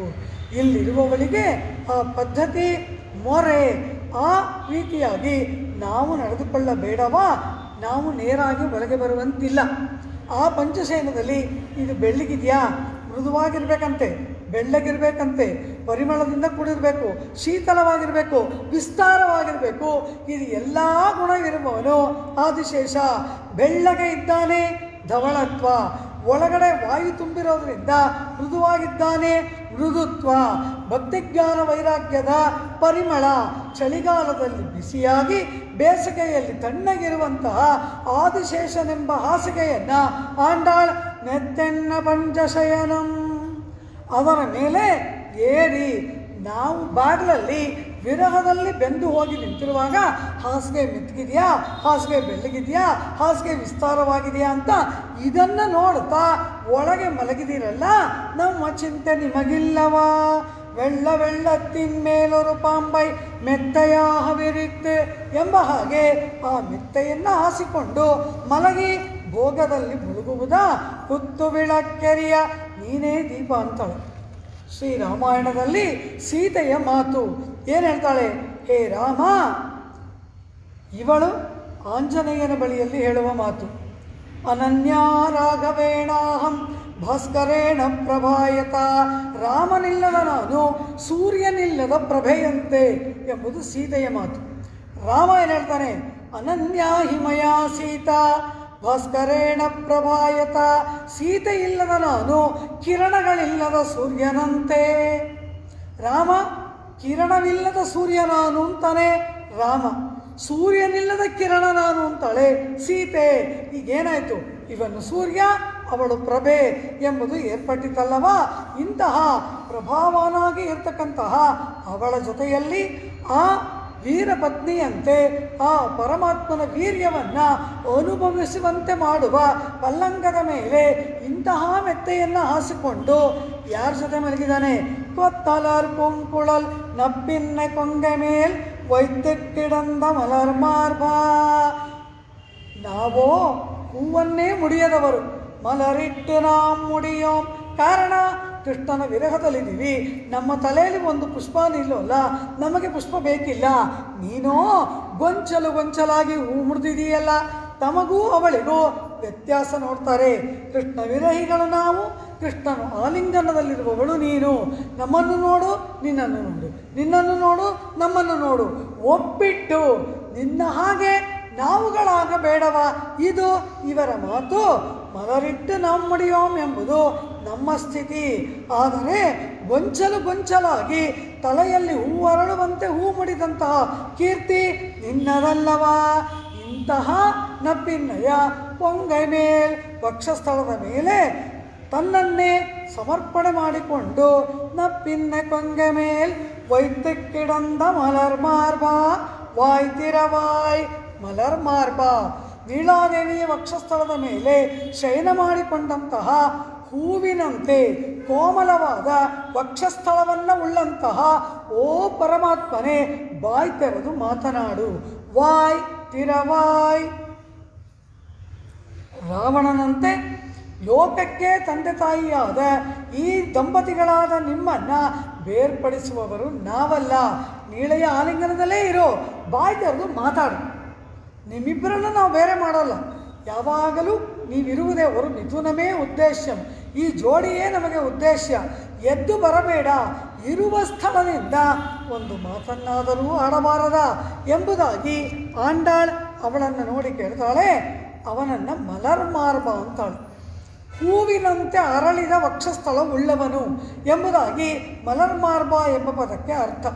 ವ್ಯಾಖ್ಯಾತ ಕೇಳ್ತಾರೆ, ಈ ಪರಮಾತ್ಮ ಎಂತಹವನು? ಸದೈಕ ರೂಪಾಯ, ಸದಾ ಏಕರೂಪಾಯ. ಪರಮಾತ್ಮನಿಗೆ ವಿಕಾರವೇ ಇಲ್ಲ. ಯಾವಾಗಲೂ ಕೂಡ ಪಂಚವಿಂಶತಿ ವಾರ್ಷಿಕ ಎಂಬಂತೆ 24-25 ವಯಸ್ಸಿನ ನವತರುಣನಾಗೇ ಪರಮಾತ್ಮ ಇರ್ತಾನೆ. ಅವನಿಗೆ ಶರೀರದಲ್ಲಿಯೂ ವಿಕಾರವಿಲ್ಲ, ಸ್ವರೂಪದಲ್ಲಿ ವಿಕಾರವಿಲ್ಲ, ಸ್ವಭಾವದಲ್ಲಿ ವಿಕಾರವಿಲ್ಲ. ಅವಿಕಾರಾಯ ಶುದ್ಧಾಯ ನಿತ್ಯಾಯ ಪರಮಾತ್ಮನೇ ಸದೈಕ ರೂಪಾಯ ವಿಷ್ಣವೇ ಪ್ರಭವಿಷ್ಣವೇ. ಅವಿಕಾರಾಯ ಶುದ್ಧಾಯ, ಯಾವುದೇ ವಿಧವಾದ ವಿಕಾರ ಪರಿಣಾಮಗಳೇ ಇಲ್ಲದವನು ಆ ಪರಮಾತ್ಮ ಎಂಬುದಾಗಿ. ಹೀಗಿರುವಾಗ ಇವನ ವಕ್ಷಸ್ಥಳ ವಿಕಸನಗೊಂಡಿದೆ. ಮಲರ್ ಮಾರ್ಬ, ಅರಳಿದ ವಕ್ಷಸ್ಥಳ ಉಳ್ಳವನೇ ಅಂತ ಹೇಳ್ತಾಳಲ್ಲ. ಇದಕ್ಕೆ ಮುನ್ನ ಮುಗುಳಿತವಾದ ವಕ್ಷಸ್ಥಳ ಉಳ್ಳವನಾಗಿದ್ದ ಎಂಬುದು ಏರ್ಪಡ್ತಲ್ವ. ಈಗಲ್ಲಿದೆ ಮುಖ ಅಂದರೆ ಏನು? ಇದಕ್ಕೆ ಮುಂಚೆ ಮುಖ ಸರಿ ಇರಲಿಲ್ಲ ಎಂಬ ಅರ್ಥ ಏರ್ಪಡುತ್ತಲ್ಲವ. ಮಲರ್ ಮಾರ್ಬ ಅಂತ ಹೇಳಬೇಕಾದ್ರೆ ಇದಕ್ಕೆ ಮುನ್ನ ಇವನ ವಕ್ಷಸ್ಥಳದಲ್ಲಿ ವಿಕಾಸವಿರಲಿಲ್ಲ ಅಂತ. ಹಾಗಾದರೆ ಇವನು ಏಕರೂಪಾಯ ಅವಿಕಾರಾಯ ಅಂತ ಹೇಳ್ತೀರಲ್ಲ, ಸಂಕೋಚ ವಿಕಾಸಗಳು ಏರ್ಪಟ್ಟರೆ ಏಕರೂಪ ಎಲ್ಲಿಂದ ಬಂತು? ಸದಾ ಏಕರೂಪಾಯ ಅವಿಕಾರಾಯ ಅನ್ನೋದು ಹೇಗೆ ಬಂತು ಅಂತ ಕೇಳಿದ್ರೆ, ಇವನ ಸ್ವರೂಪ ಆತ್ಮಸ್ವರೂಪಕ್ಕೂ ಆತ್ಮಸ್ವಭಾವಕ್ಕೂ ವಿಕಾರವಿಲ್ಲ. ಆದರೆ ನೀಳ ಆಲಿಂಗನ ಮಾಡಿದಾಗ ಕೂಡ ಆನಂದದಿಂದ ಇವನು ಅರಳಲಿಲ್ಲ ಎಂದರೆ ಆ ಪರಮಾತ್ಮನಿಗೆ ಯಾವ ಗುಣ ಇದ್ದಷ್ಟು ಬಿಟ್ಟರಷ್ಟು. ಆಲಿಂಗನ ಮಾಡಿದಾಗ ಇವನು ಅದಕ್ಕೆ ಪ್ರತಿಸ್ಪಂದಿಸಬೇಕು. ತನ್ನ ಆನಂದವನ್ನು ಸಂತೋಷವನ್ನು ಕೊಟ್ಟು ಆಲಂಗಿಸಿದ ನೀಳೆಗೆ ಆನಂದ ಉಂಟು ಮಾಡಬೇಕಲ್ಲವಾ. ಅದಿಲ್ಲದೆ ಹೋದ್ಮೇಲೆ ಈ ಕೃಷ್ಣ ನಮಗೆ ಬಂದರಷ್ಟು ಬಿಟ್ಟರಷ್ಟು ಅಂತ. ಹಾಗೆ ನೀಳಾಲಿಂಗನದಿಂದ ವಿಕಸನ ಹೊಂದಿದೆ ನೀನು, ಆನಂದವನ್ನು ಹೊಂದಿದೆ. ಹಾಗೆ ನಾವು ಕೂಡ ನಮ್ಮ ಆಲಿಂಗನವನ್ನು ನಿನಗೆ ನೀಡಿ ನಿನಗೆ ಆನಂದ ಉಂಟು ಮಾಡುವುದಕ್ಕೆ ಬಂದಿದ್ದೇವೆ. ಹೀಗಿರುವಾಗ ಕೇವಲ ನೀಳಾಲಿಂಗನದಿಂದ ವಿಕಸನವಾದ ವಕ್ಷಸ್ಥಳ ಉಳ್ಳವನಾಗಿ ಅವಳಾಲಿಂಗನದಲ್ಲೇ ಮಲಗಿದೆಯಲ್ಲ, ಬಾಯನ್ನು ತೆರೆದು ಒಂದು ಮಾತನ್ನಾದರೂ ಆಡು. ಕುತ್ತು ವಿಳಕ್ಕೆರಿಯ ಕೊಟ್ಟು ಕಾಲ್ ಕಟ್ಟಿಲ್ ಮೇಲ್ மெத்தென்ன பஞ்சசயனத்தின் மேலேறி கொத்தலர் பூங்குழல் நப்பின்னை கொங்கமேல் வைத்து கிடந்த மலர் மார்பಾ ವಾಯ್ ತಿರವಾಯ್. ಆ ನೀಳಾದೇವಿಯ ಪರಿಪೂರ್ಣವಾದಂತಹ ಭೋಗ್ಯತೆಯಲ್ಲಿ ಮೈಮರೆತು ಹೊರಗೆ ನಿಂತ ನಮ್ಮನ್ನ ಮರೆತೆಯ ಪರಮಾತ್ಮ. ಇದು ಚೈತನ್ಯ ಕಾರ್ಯ. ಸಂಕೋಚ ವಿಕಾಸಗಳು ಚೈತನ್ಯ ಕಾರ್ಯ. ನಾವು ಬಂದಿದ್ದೇವೆ ನಿನಗೆ ಆನಂದ ನೀಡುವುದಕ್ಕೆ. ನಮ್ಮನ್ನು ಅಂಗೀಕಾರ ಮಾಡಿ ಆಲಿಂಗನ ಮಾಡಿ ಆ ವಕ್ಷಸ್ಥಳದ ವಿಕಸನವನ್ನು ನಿನಗೆ ಕೊಡೋದಕ್ಕೆ ನಾವು ಬಂದಿದ್ದೀವಿ. ಸ್ವೀಕಾರ ಮಾಡದೆ ನೀಳಾಲಿಂಗನದಲ್ಲಿ ಮೈಮರೆತಿರುವೆಯಲ್ಲ ಎಂಬ ಹಾಗೆ ಕೇಳ್ತಾಳೆ. ಮಲರ್ ಮಾರ್ಬಾ ವಾಯ್ ತಿರವಾಯ್. ಎದ್ದು ಬರುವುದು ಬೇಡ, ಮಲಗಿರುವಲ್ಲಿಂದಲೇ ನಮಗಾಗಿ ಒಂದು ಮಾತು. ಮಾಶುಚಃ, ಅರ್ಜುನನನ್ನು ನೋಡಿ ಆ ರಣಾಂಗಣದಲ್ಲಿ ಹೇಳಿದೆಯಲ್ಲ, ದುಃಖ ಪಡಬೇಡ, ನಿನಗೆ ನಾನು ಮೋಕ್ಷ ಕೊಡ್ತೇನೆ ಎಂಬುದಾಗಿ ಹೇಳಿದೆಯಲ್ಲ, ಅಂಥ ಒಂದು ಮಾತನ್ನು ಆಡಬಾರ್ದ. ವಿಭೀಷಣ ಬಂದಾಗ ರಾಮ ಏನು ಹೇಳ್ತಾನೆ? ಆರ್ತೋವಾ ಯದಿವಾ ದೃಪ್ತಃ ಯತ್ ಸಕೃಚ್ಛರಣಂಗತಃ ಹರಿಪ್ರಾಣಾನ್ ಪರಿತ್ಯಜ್ಯ ರಕ್ಷಿತವ್ಯ ಕೃತಾತ್ಮನಾ. ಒಬ್ಬ ನಮ್ಮಲ್ಲಿ ಶರಣಾಗತಿ ಮಾಡಿ ಬಂದಾಗ ಪ್ರಾಣವನ್ನು ಕೊಟ್ಟಾದರೂ ಅವನನ್ನು ಕಾಪಾಡಬೇಕು ಅಂತ ಹೇಳಿದವನು ನೀನಲ್ಲವಾ? ಅಂದು ಆ ಮಾತಾಡಿದ ವಿಭೀಷಣ ಬಂದಾಗ ಆಡಿದ ಮಾತು ಈಗ ನಮ್ಮ ವಿಷಯದಲ್ಲಿ ಇಲ್ಲವಾಯಿತಾ? ವಾಯ್ತಿರವಾಯ್. ಬಾಯನ್ನು ತೆರೆದು ಒಂದು ಮಾತನ್ನಾದರೂ ಆಡು. ಮಾಶುಚಃ, ದುಃಖ ಪಡಬೇಡಿರಿ, ಶೋಕ ನಿಮಗೆ ಕೂಡದು, ನಿಮ್ಮನ್ನು ನಾನು ಆನಂದಗೊಳಿಸ್ತೇನೆ, ಇದೋ ಬಂದೆ ಎಂಬುದಾಗಿ ಒಂದು ಆಶ್ವಾಸನಾಪೂರ್ವಕವಾದ ಮಾತನ್ನಾದರೂ ಆಡಬೇಡವಾ? ಹೀಗೆ ಮೌನವಾಗಿ ಮಲಗಿರುವೆಯಲ್ಲ ಎಂದಾಗ ಅವನು ಎದ್ದು ಬಾಗಿಲನ್ನು ತೆರೆಯುವುದಕ್ಕೆ ಹೋದಾಗ ನಿನ್ನವರನ್ನು ನಾನು ಮೊದಲು ಕಟಾಕ್ಷಿಸಬೇಕು ಅಂತ ಅವನನ್ನು ಕಣ್ಣಲ್ಲೇ ಸನ್ನೆ ಮಾಡಿ ಮಲಗುವಂತೆ ಹೇಳಿಬಿಡ್ತಾಳೆ ನಪ್ಪಿನ. ಈ ಭಾವವನ್ನು ಅರಿತಾರೆ ಹೊರಗೆ ನಿಂತ ಗೋದಾಗೊಟ್ಟಿ. ಅವರು ಹೇಳ್ತಾರೆ, ಮೈತಡಂಕಣ್ಣಿನಾಯ್. ದಟ್ಟವಾದ ಕಾಡಿಗೆಯನ್ನು ಹಚ್ಚಿದ ಸುಂದರವಾದ ಕಣ್ಣುಳ್ಳವಳೇ, ಮೈತಡಂಕಣ್ಣಿನಾಯ್ ನೀ ಉನ್ಮಣಾಳನೇ. ಮೈ ತಡಂ ಕಣ್ಣಿನಾಯ್, ದಟ್ಟವಾದ ಕಾಡಿಗೆಯನ್ನು ಕಣ್ಣಾಲೆಗಳಲ್ಲಿ ಹಚ್ಚಿದಂತಹ ಓ ನಪ್ಪಿನ್ನಾದೇವಿಯೇ, ನೀಳಾದೇವಿಯೇ, ಮೈತಡಂಕಣ್ಣಿನಾಯ್ ನೀ ಉನ್ಮಣಾಳನೆ. ನೀನು ನಿನ್ನ ಮಣಾಳನೆ ಪತಿಯನ್ನು ಅರಕ್ಷಣ ಕೂಡ ಬಿಟ್ಟಿರಲಾರೆ ಎಂಬುದು ನಿನಗೆ ಉಚಿತವಲ್ಲ. ಮೈತಡಂಕಣ್ಣಿನಾಯ್ ಅಂತಾಳೆ. ಈ ನಪ್ಪಿನ್ನಾದೇವಿಯ ಕಣ್ಣೇ ಒಂದು ದೊಡ್ಡ ಸೌಂದರ್ಯದ ಮಡುವಂತೆ. ಆ ಸಾಗರವನ್ನು ದಾಟಿದರೆ ತಾನೇ ಆ ಕೃಷ್ಣ ಈ ಕಡೆಗೆ ಬರ್ತಾನೆ. ಕಣ್ಣಲ್ಲೇ ಅವನನ್ನು ಕಟ್ಟಿ ಹಾಕಿಬಿಟ್ಟಿದ್ದೀಯಲ್ಲ. ಇವಳ ಕಣ್ಣು ಕಪ್ಪಗೆ ಸುಂದರವಾಗಿದೆ. ಕಾರಣ ಏನು? ಸದಾ ಮೋಹನಾಕಾರನಾದ ಕೃಷ್ಣನನ್ನು ನೋಡಿ ನೋಡಿ ನೋಡಿ ನೋಡಿ ನೋಡಿ ಕೃಷ್ಣನ ಸೌಂದರ್ಯವಲ್ಲ ಇವಳ ಕಣ್ಣಲ್ಲಿ ಮಡುಗಟ್ಟಿಬಿಟ್ಟಿದೆಯಂತೆ. ಅಂತಹ ಕಣ್ಣನ್ನು ಉಳ್ಳವಳೇ, ನಾವು ಕೂಡ ಕೃಷ್ಣಾಲಿಂಗನ ಮಾಡಬೇಡವಾ? ನಿನ್ನ ಹಾಗೆ ಕೃಷ್ಣ ಆನಂದಾನುಭವ ಮಾಡುವುದು ಬೇಡವಾ? ಅದಕ್ಕಾಗಿ ಮೈತಡಂಕಣ್ಣಿನಾಯ್ ನೀವೊನ್ಮಣಾಳನೈ ಇಪ್ಪೋದೇ ಎಮ್ಮೈ ನೀರಾಟೆಲೋರೆಂಬವಾಯ್ ಎಂಬುದಾಗಿ ಮೈಯಿಟ್ಟೆಳೆದೋಂ ಎಂಬುದು ನಮ್ಮ ಕಣ್ಣು. ನೀನೋ ಮೈ ತಡಂ ಕಣ್ಣಿನಾಯ್ ದಟ್ಟವಾಗಿ ಕಾಡಿಗೆಯನ್ನು ಹಚ್ಚಿದವಳು. ಸೀತೆಯನ್ನು ನೆನೆಯುತ್ತಾ ರಾಮ ಏನು ಹೇಳ್ತಾನೆ? ನ ಜೀವೇಯಂ ಕ್ಷಣಮಪಿ ವಿನಾತಾಮಸಿತೆ ಕ್ಷಣ. ಆ ಸುಂದರವಾದ ಕಣ್ಣುಗಳ ಇರುವವಳನ್ನು ಬಿಟ್ಟು ಅರೆ ಕ್ಷಣ ಕೂಡ ಇರಲಾರೆ ಅಂತಾನೆ ಪರಮಾತ್ಮನಾದ ರಾಮ. ಹಾಗೆ ನಿನ್ನ ಕಣ್ಣಾಲೆಗಳಲ್ಲಿ ಅವನನ್ನು ಕಟ್ಟಾಕಿಬಿಟ್ರೆ ನಮ್ಮ ಗತಿ ಏನು?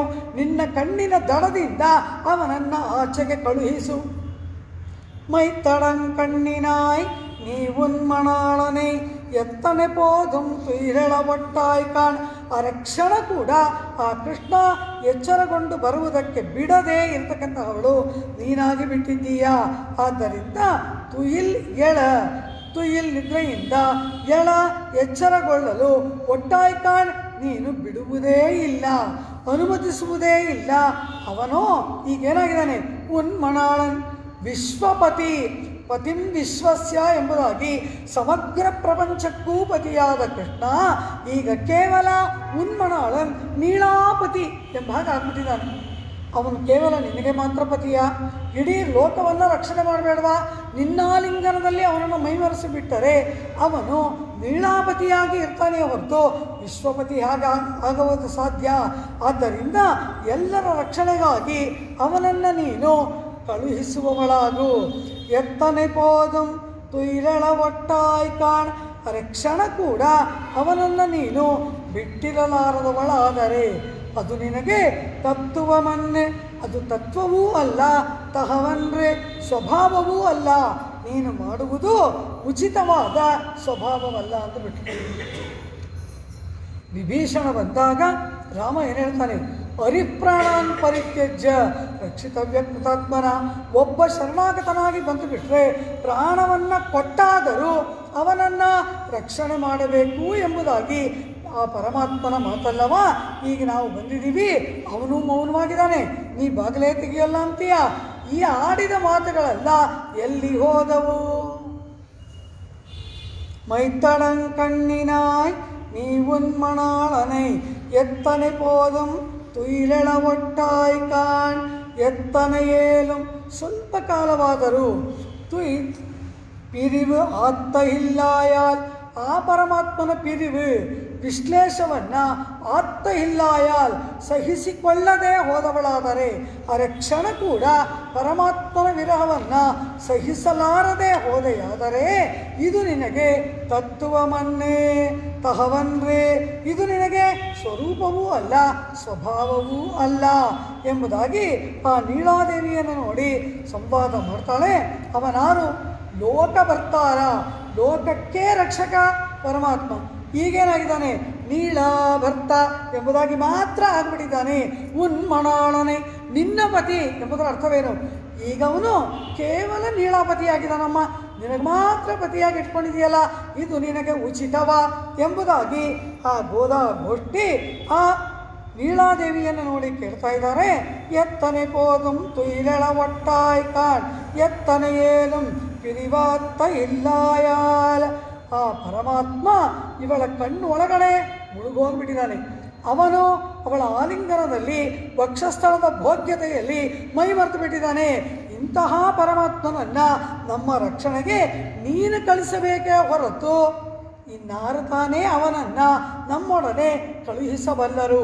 ಅವನ ಕ್ಷಮಾಗುಣವನ್ನು, ಅವನ ವಾತ್ಸಲ್ಯ ಪ್ರೀತಿ ಗುಣಗಳನ್ನು ಅಧಿಕಗೊಳಿಸಿ ಅವನನ್ನು ನಮ್ಮೊಡನೆ ನಮಗೆ ಅನುಗ್ರಹ ಮಾಡುವುದಕ್ಕೆ ಅವನಿಗೆ ನೀನೂ ಸುಪ್ರಭಾತವನ್ನು ಹಾಡಿ ಎಚ್ಚರಿಸಿ ಕಳುಹಿಸು ಎಂಬುದಾಗಿ ನೀಳಾದೇವಿಯನ್ನು ನೋಡಿ ದೇವಿ ಆಂಡಾಳು ಹೇಳ್ತಾಳೆ. ಈ ಪಾಶರವನ್ನು ಆಧರಿಸಿಯೇ ತಿರುಪ್ಪಾವೆಯ ಪ್ರಾರಂಭದಲ್ಲಿ ಒಂದು ತನಿಯನ್ನು ಹೇಳ್ತೀವಲ್ಲ, ನೀಳಾ ತುಂಗಸ್ತನಗಿರಿ ತಟಿ ಸುಪ್ತ ಮುದ್ಬೋಧ್ಯ ಕೃಷ್ಣಂ ಎಂಬುದಾಗಿ, ಅದು ಇದೇ ಪಾಶರವನ್ನು ಆಧರಿಸಿದಂತಹ ಅದ್ಭುತವಾದ ದೇವಿ ಗೋದಾದೇವಿಯ ಒಂದು ಧ್ಯಾನ ಶ್ಲೋಕ. ನೀಳಾತುಂಗಸ್ತನಗಿರಿತಟಿ, ನೀಳಾದೇವಿಯ ವಕ್ಷಸ್ಥಳವೆಂಬತಕ್ಕಂತಹ ಉನ್ನತವಾದ ಗಿರಿಗಳ ಮಧ್ಯದಲ್ಲಿ ಸುಪ್ತಂ ಶಯನ ಮಾಡಿಕೊಂಡಂತಹ ಕೃಷ್ಣಂ ಇಡೀ ಲೋಕವನ್ನು ಆಳತಕ್ಕಂತಹ ಪರಮಾತ್ಮನಾದ ಕೃಷ್ಣನನ್ನು ಉದ್ಬೋಧ್ಯ ವಿಶೇಷವಾದ ರೀತಿಯಲ್ಲಿ ಎಚ್ಚರಿಸಿ ಅವನಿಗೆ ಶ್ರುತಿ ಶತ ಶಿರಸ್ಸಿದ್ಧಂ ನೂರಾರು ಉಪನಿಷತ್ತುಗಳಲ್ಲಿ ಹೇಳಲ್ಪಟ್ಟಂತಹ ಅಪಾರವಾದ ಅಧ್ಯಾತ್ಮ ವಿಚಾರಗಳನ್ನು ಅಧ್ಯಾಪಯಂತಿ ಬೋಧನೆ ಮಾಡ್ತಾಳಂತೆ ಕೃಷ್ಣನಿಗೆ. ಆಂಡಾಳ್ ಏನು ಬೋಧನೆ? ಆತ್ಮಸ್ವರೂಪ ಎಂತಹದ್ದು, ಪರಮಾತ್ಮ ಸ್ವರೂಪ ಎಂತಹದ್ದು, ಈ ಆತ್ಮ ಈ ಶರೀರದ ಒಳಗಡೆ ಸಿಗಾಕೊಳ್ಳುವುದಕ್ಕೆ ಕಾರಣವಾದ ವಿರೋಧಿ ಸ್ವರೂಪ ಎಂತಹದ್ದು, ಆ ವಿರೋಧಿಯನ್ನು ಕಳೆದುಕೊಳ್ಳುವ ಸಾಧನ ಸ್ವರೂಪ ಎಂತಹದ್ದು, ಸಾಧನವನ್ನು ಅನುಷ್ಠಾನ ಮಾಡಿ ಪಡೆಯುವ ಪುರುಷಾರ್ಥ ಸ್ವರೂಪ ಎಂತಹದ್ದು ಎಂಬುದಾಗಿ ಆತ್ಮಸ್ವರೂಪ, ಪರಮಾತ್ಮ ಸ್ವರೂಪ, ವಿರೋಧಿ ಸ್ವರೂಪ, ಸಾಧನ ಸ್ವರೂಪ, ಪುರುಷಾರ್ಥ ಸ್ವರೂಪ ಎಂಬ ಅರ್ಥ ಪಂಚಕವನ್ನು ಸಮಸ್ತ ವೇದಾಂತಗಳ ಹಿನ್ನೆಲೆಯಲ್ಲಿ ಅದೆಲ್ಲವನ್ನ ತೆಗೆದುಕೊಂಡು ಮತಿಸಿ ಕೃಷ್ಣನಿಗೆ ಉಪದೇಶ ಮಾಡ್ತಾ ಪಾಠ ಹೇಳಿಕೊಡ್ತಾ ಇದ್ದಾಳಂತೆ. ಹೀಗೆ ಇರುವಾಗ ವಸ್ತುಸ್ಥಿತಿ ಆತ್ಮ ಪರಮಾತ್ಮಗಳ ಸಂಬಂಧ ಈ ರೀತಿಯಾಗಿರುವಾಗ ನೀನು ಆ ನಪ್ಪಿನ್ನಾದೇವಿಯ ವಕ್ಷಸ್ಥಳದಲ್ಲಿ ಮಲಗಿದೆಯಲ್ಲ, ಇದು ನಿನಗೆ ಉಚಿತವಾ ಎಂಬುದಾಗಿ ಸಮಸ್ತ ವೇದಾಂತ ಶಾಸ್ತ್ರವನ್ನು ಕೃಷ್ಣ ಪರಮಾತ್ಮನಿಗೆ ಉಪದೇಶಿಸಿ ಹೀಗೆ ಆತ್ಮರಕ್ಷಣೆ ಮಾಡಬೇಕಾದ ನೀನು ನೀಳಾದೇವಿಯ ಭೋಗ್ಯತೆಯಲ್ಲಿ ಮೈಮರೆಯುವುದಕ್ಕಾಗಿ ವೈಕುಂಠದಿಂದ ಗೋಕುಲಕ್ಕೆ ಬಂದೆಯ ಎಂಬಂತೆ ಅಧ್ಯಾಪಯಂತಿ ಕೃಷ್ಣನಿಗೆ ವೇದಾಂತ ಶಾಸ್ತ್ರವನ್ನು ಬೋಧನೆ ಮಾಡ್ತಾಳಂತೆ ಅಂತಃಪುರದ ಬಾಗಿಲಲ್ಲಿ ನಿಂತು. ಶ್ರುತಿ ಶತ ಶಿರಸ್ಸಿದ್ಧಂ, ಶ್ರುತಿ ಶಿರಸ್ ಅಂದರೆ ಉಪನಿಷತ್ತು, ಹಾಗೆ ಶತ ನೂರಾರು ಉಪನಿಷತ್ತುಗಳಲ್ಲಿ ಸಿದ್ಧವಾದ ಶಾಸ್ತ್ರಾರ್ಥಗಳನ್ನು ವೇದಾಂತ ಅಧ್ಯಾತ್ಮ ಅರ್ಥಗಳನ್ನು ಆ ನಪ್ಪಿನ್ನೆಯ ಆಲಿಂಗನದಲ್ಲಿ ಮೈಮರೆತ ಕೃಷ್ಣನಿಗೆ ಅಧ್ಯಾಪಯಂತಿ ಬೋಧನೆ ಮಾಡತಕ್ಕಂತಹವಳು ಆ ಗೋದೆ. ಹಾಗೆ ಅವನಿಗೆ ಬೋಧಿಸಿ ತಾನು ಮುಡಿದ ಮಾಲೆಯಿಂದ ಆ ಕೃಷ್ಣ ಪರಮಾತ್ಮನನ್ನು ಕಟ್ಟಿ ಹಾಕಿದಂತಹ ಶ್ರುತಿಶತ ಶಿರಸಿದ್ಧಂ ಅಧ್ಯಾಪಯಂತಿ. ಅನಂತರ ಸಜಿ ನಿಗಳಿತಂ, ಸಜಿ ಅಂದರೆ ಪುಷ್ಪದ ಮಾಲೆ, ಆ ಪುಷ್ಪದ ಮಾಲೆಯಿಂದ ನಿಗಳಿತಂ ಕಟ್ಟಿ ಹಾಕಲ್ಪಟ್ಟಂತಹ ಆ ಕೃಷ್ಣನನ್ನು ಎಚ್ಚರಿಸುವಂತಹ ಗೋದಾದೇವಿಯ ಚರಣಾರವಿಂದಗಳಲ್ಲಿ ಮತ್ತೆ ಮತ್ತೆ ನಮಸ್ಕಾರ, ಮತ್ತೆ ಮತ್ತೆ ನಮಸ್ಕಾರ. ಪರಮಾತ್ಮನಿಗೆ ಆಚಾರ್ಯಾಣಿಯಾಗಿ ಉಪದೇಶ ಮಾಡತಕ್ಕಂತಹ ಗೋದಾದೇವಿ ಸುಪ್ತಂ ಕೃಷ್ಣಂ ಉದ್ಬೋಧ್ಯ ಎಂಬುದಾಗಿ ಆ ಉದ್ಬೋಧ್ಯ ಎಂಬುದೇ ಇಲ್ಲಿ ವಾಯ್ತಿರವಾಯ್ ಎಂಬುದಾಗಿ ಹೇಳ್ತಾಳಲ್ಲವ. ನಪ್ಪಿನ್ನ ಕೊಂಗ ಮೇಲ್ ವೈತಿಕ್ಕಿಡಂದ ಮಲರ್ಮಾರ್ಭ ವಾಯ್ತಿರವಾಯ್, ವಾಯ್ತಿರವಾಯ್ ಆತ್ಮನಿಗೆ ಪರಮಾತ್ಮ ಕೊಡಬೇಕಾದ ಅಭಯಪೂರ್ವಕವಾದ ಮಾತುಗಳನ್ನು ಆಡುವವನಾಗು. ಇದನ್ನು ತಾನೇ ವೇದಾಂತ ಹೇಳ್ತಾ ಇದೆ ಎಂಬುದಾಗಿ ವೇದಾಂತಾರ್ಥವನ್ನು ಹೇಳ್ತಾಳೆ. ನೀಳಾತುಂಗಸ್ತನಗಿರಿ ತಟಿ ಸುಪ್ತಂ ಉದ್ಬೋಧ್ಯ ಕೃಷ್ಣಂ ಪಾರಾರ್ಥ್ಯಂ ಶ್ರುತಿ ಶತಶಿರಸಿದ್ಧಂ ಅಧ್ಯಾಪಯಂತಿ ಸ್ವ ಉಚ್ಚಿಷ್ಟಾಯಾಂ ಸಜಿ ನಿಗಳಿತಂ.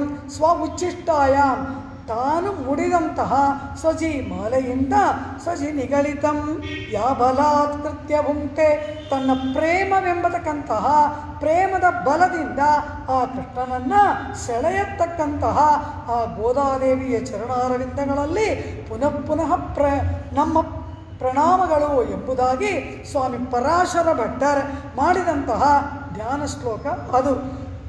ಆಚಾರ್ಯ ರಾಮಾನುಜರ ಆತ್ಮೀಯ ಶಿಷ್ಯರಾದವರು ಸ್ವಾಮಿ ಕೂರತ್ತಾಳ್ವಾನ್ ಅವರ ಪುತ್ರರಾದ ವಿಷ್ಣು ಸಹಸ್ರನಾಮಕ್ಕೆ ಭಾಷ್ಯವನ್ನು ರಚನೆ ಮಾಡಿದ ಪರಾಶರ ಭಟ್ಟರ್ ಗಾನ ಮಾಡಿದ ಆಂಡಾಳನ ಧ್ಯಾನ ಶ್ಲೋಕ ನೀಳಾತುಂಗ ಸ್ತನಗಿರಿ ತಟಿ.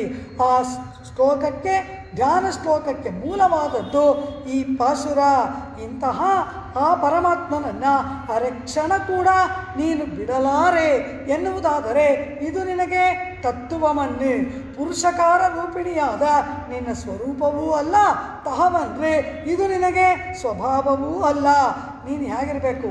ಅವನು ಮೈಮರೆತರೂ ಕೂಡ ನೀನು ಎಚ್ಚರಿಸಿ ನಮಗೆ ಅನುಗ್ರಹವನ್ನು ಮಾಡಬೇಕಲ್ಲವಾ? ಆದ್ದರಿಂದ ಕೃಷ್ಣನ ವಿರಹದಲ್ಲಿ ಕಣ್ಣೆಲ್ಲ ಸೆಳೆದು ತಲೆ ಸುತ್ತಿ ಮೂರ್ಛಾವಸ್ಥೆಯಲ್ಲಿ ನಾವು ಹೇಳುವ ಮಾತು ಇದು ಅಲ್ಲ, ಸತ್ಯವಾಗಿ ಹೇಳ್ತಾ ಇದ್ದೀವಿ. ನೀನು ಈ ರೀತಿ ಮಾಡ್ತಾ ಕೃಷ್ಣನೊಡನೆ ನಮ್ಮನ್ನು ಕೂಡಿಸದೇ ಇರುವುದು ನಿನ್ನ ಪುರುಷಕಾರ ಸ್ವರೂಪಕ್ಕೆ ತಕ್ಕದ್ದಲ್ಲ. ಆದ್ದರಿಂದ ನೀನೂ ಎಚ್ಚೆತ್ತುಕೊಂಡು ಅವನನ್ನೂ ಎಚ್ಚರಿಸಿ ನಮ್ಮೆಲ್ಲರನ್ನ ಒಟ್ಟಾಗಿ ಕೂಡಿಸಿದಾಗ ಮಾತ್ರ ನೀನು ಪುರುಷಕಾರ ರೂಪಿಣಿ ಆಗ್ತೀಯ, ಅವನು ರಕ್ಷಕನಾಗಿ ಆಗ್ತಾನೆ. ಸ್ವಾಮಿ ತಿರುಕ್ಕೋಟಿಯೂರು ನಂಬಿ ಆಚಾರ್ಯ ರಾಮಾನುಜರಿಗೆ ತಿರುಮಂತ್ರಾರ್ಥ ದ್ವಯ ಚರಮಶ್ಲೋಕ ಎಂಬ ರಹಸ್ಯತ್ರಯದಲ್ಲಿ ಚರಮಶ್ಲೋಕಾರ್ಥವನ್ನು, ಅದರ ಅಂತರಂಗದ ರಹಸ್ಯಾರ್ಥಗಳನ್ನು ಆಚಾರ್ಯ ರಾಮಾನುಜರಿಗೆ ಉಪದೇಶ ಮಾಡಿದವರು ತಿರುಕ್ಕೋಟಿಯೂರು ನಂಬಿ. 18 ಬಾರಿ ನಡೆದು ಹೋಗ್ತಾರೆ ಶ್ರೀರಂಗದಿಂದ ತಿರುಕ್ಕೋಟಿಯೂರಿಗೆ ಭಗವದ್ ರಾಮಾನುಜರು. ಆಗ ಅಂತಹ ಅವರಿಗೆ ಆಚಾರ್ಯರಾದ ಗೋಷ್ಠಿ ಪೂರ್ಣರ್ ಎಂಬತಕ್ಕಂತಹ ತಿರುಕ್ಕೋಟಿಯೂರು ನಂಬಿಗೆ ಪರಮಪದಕ್ಕೆ ವಿಜಯ ಮಾಡಿಸುವ ಸಮಯ. ಅವರಿಗೆ ಮರಣ ಸನ್ನಿಹಿತವಾಗಿ ಬಿಟ್ಟಿದೆ. ಶಿಷ್ಯರೆಲ್ಲ ಅವರನ್ನು ಸುತ್ತುವರೆದು ಕುಳಿತಿದ್ದಾರೆ. ಆ ತಿರುಕ್ಕೋಟಿಯೂರು ನಂಬಿ ಆಗ ತಮ್ಮ ಆಚಾರ್ಯರಾಗಿರ್ತಕ್ಕಂತಹ ಆ ನಾಥಮಣಿಗಳನ್ನು, ಯಾಮನಾಚಾರ್ಯರನ್ನು ನೆನೆಯುತ್ತಾ ಅವರಿಗೆ ಮರಣ ಸನ್ನಿಹಿತವಾಗಿದೆ, ಆಚಾರ್ಯರನ್ನು ನೆನೆಯುತ್ತಿದ್ದಾರೆ. ಸುತ್ತಲೂ ಕುಳಿತಂತಹ ಶಿಷ್ಯರಿಗೆ ಕುತೂಹಲ.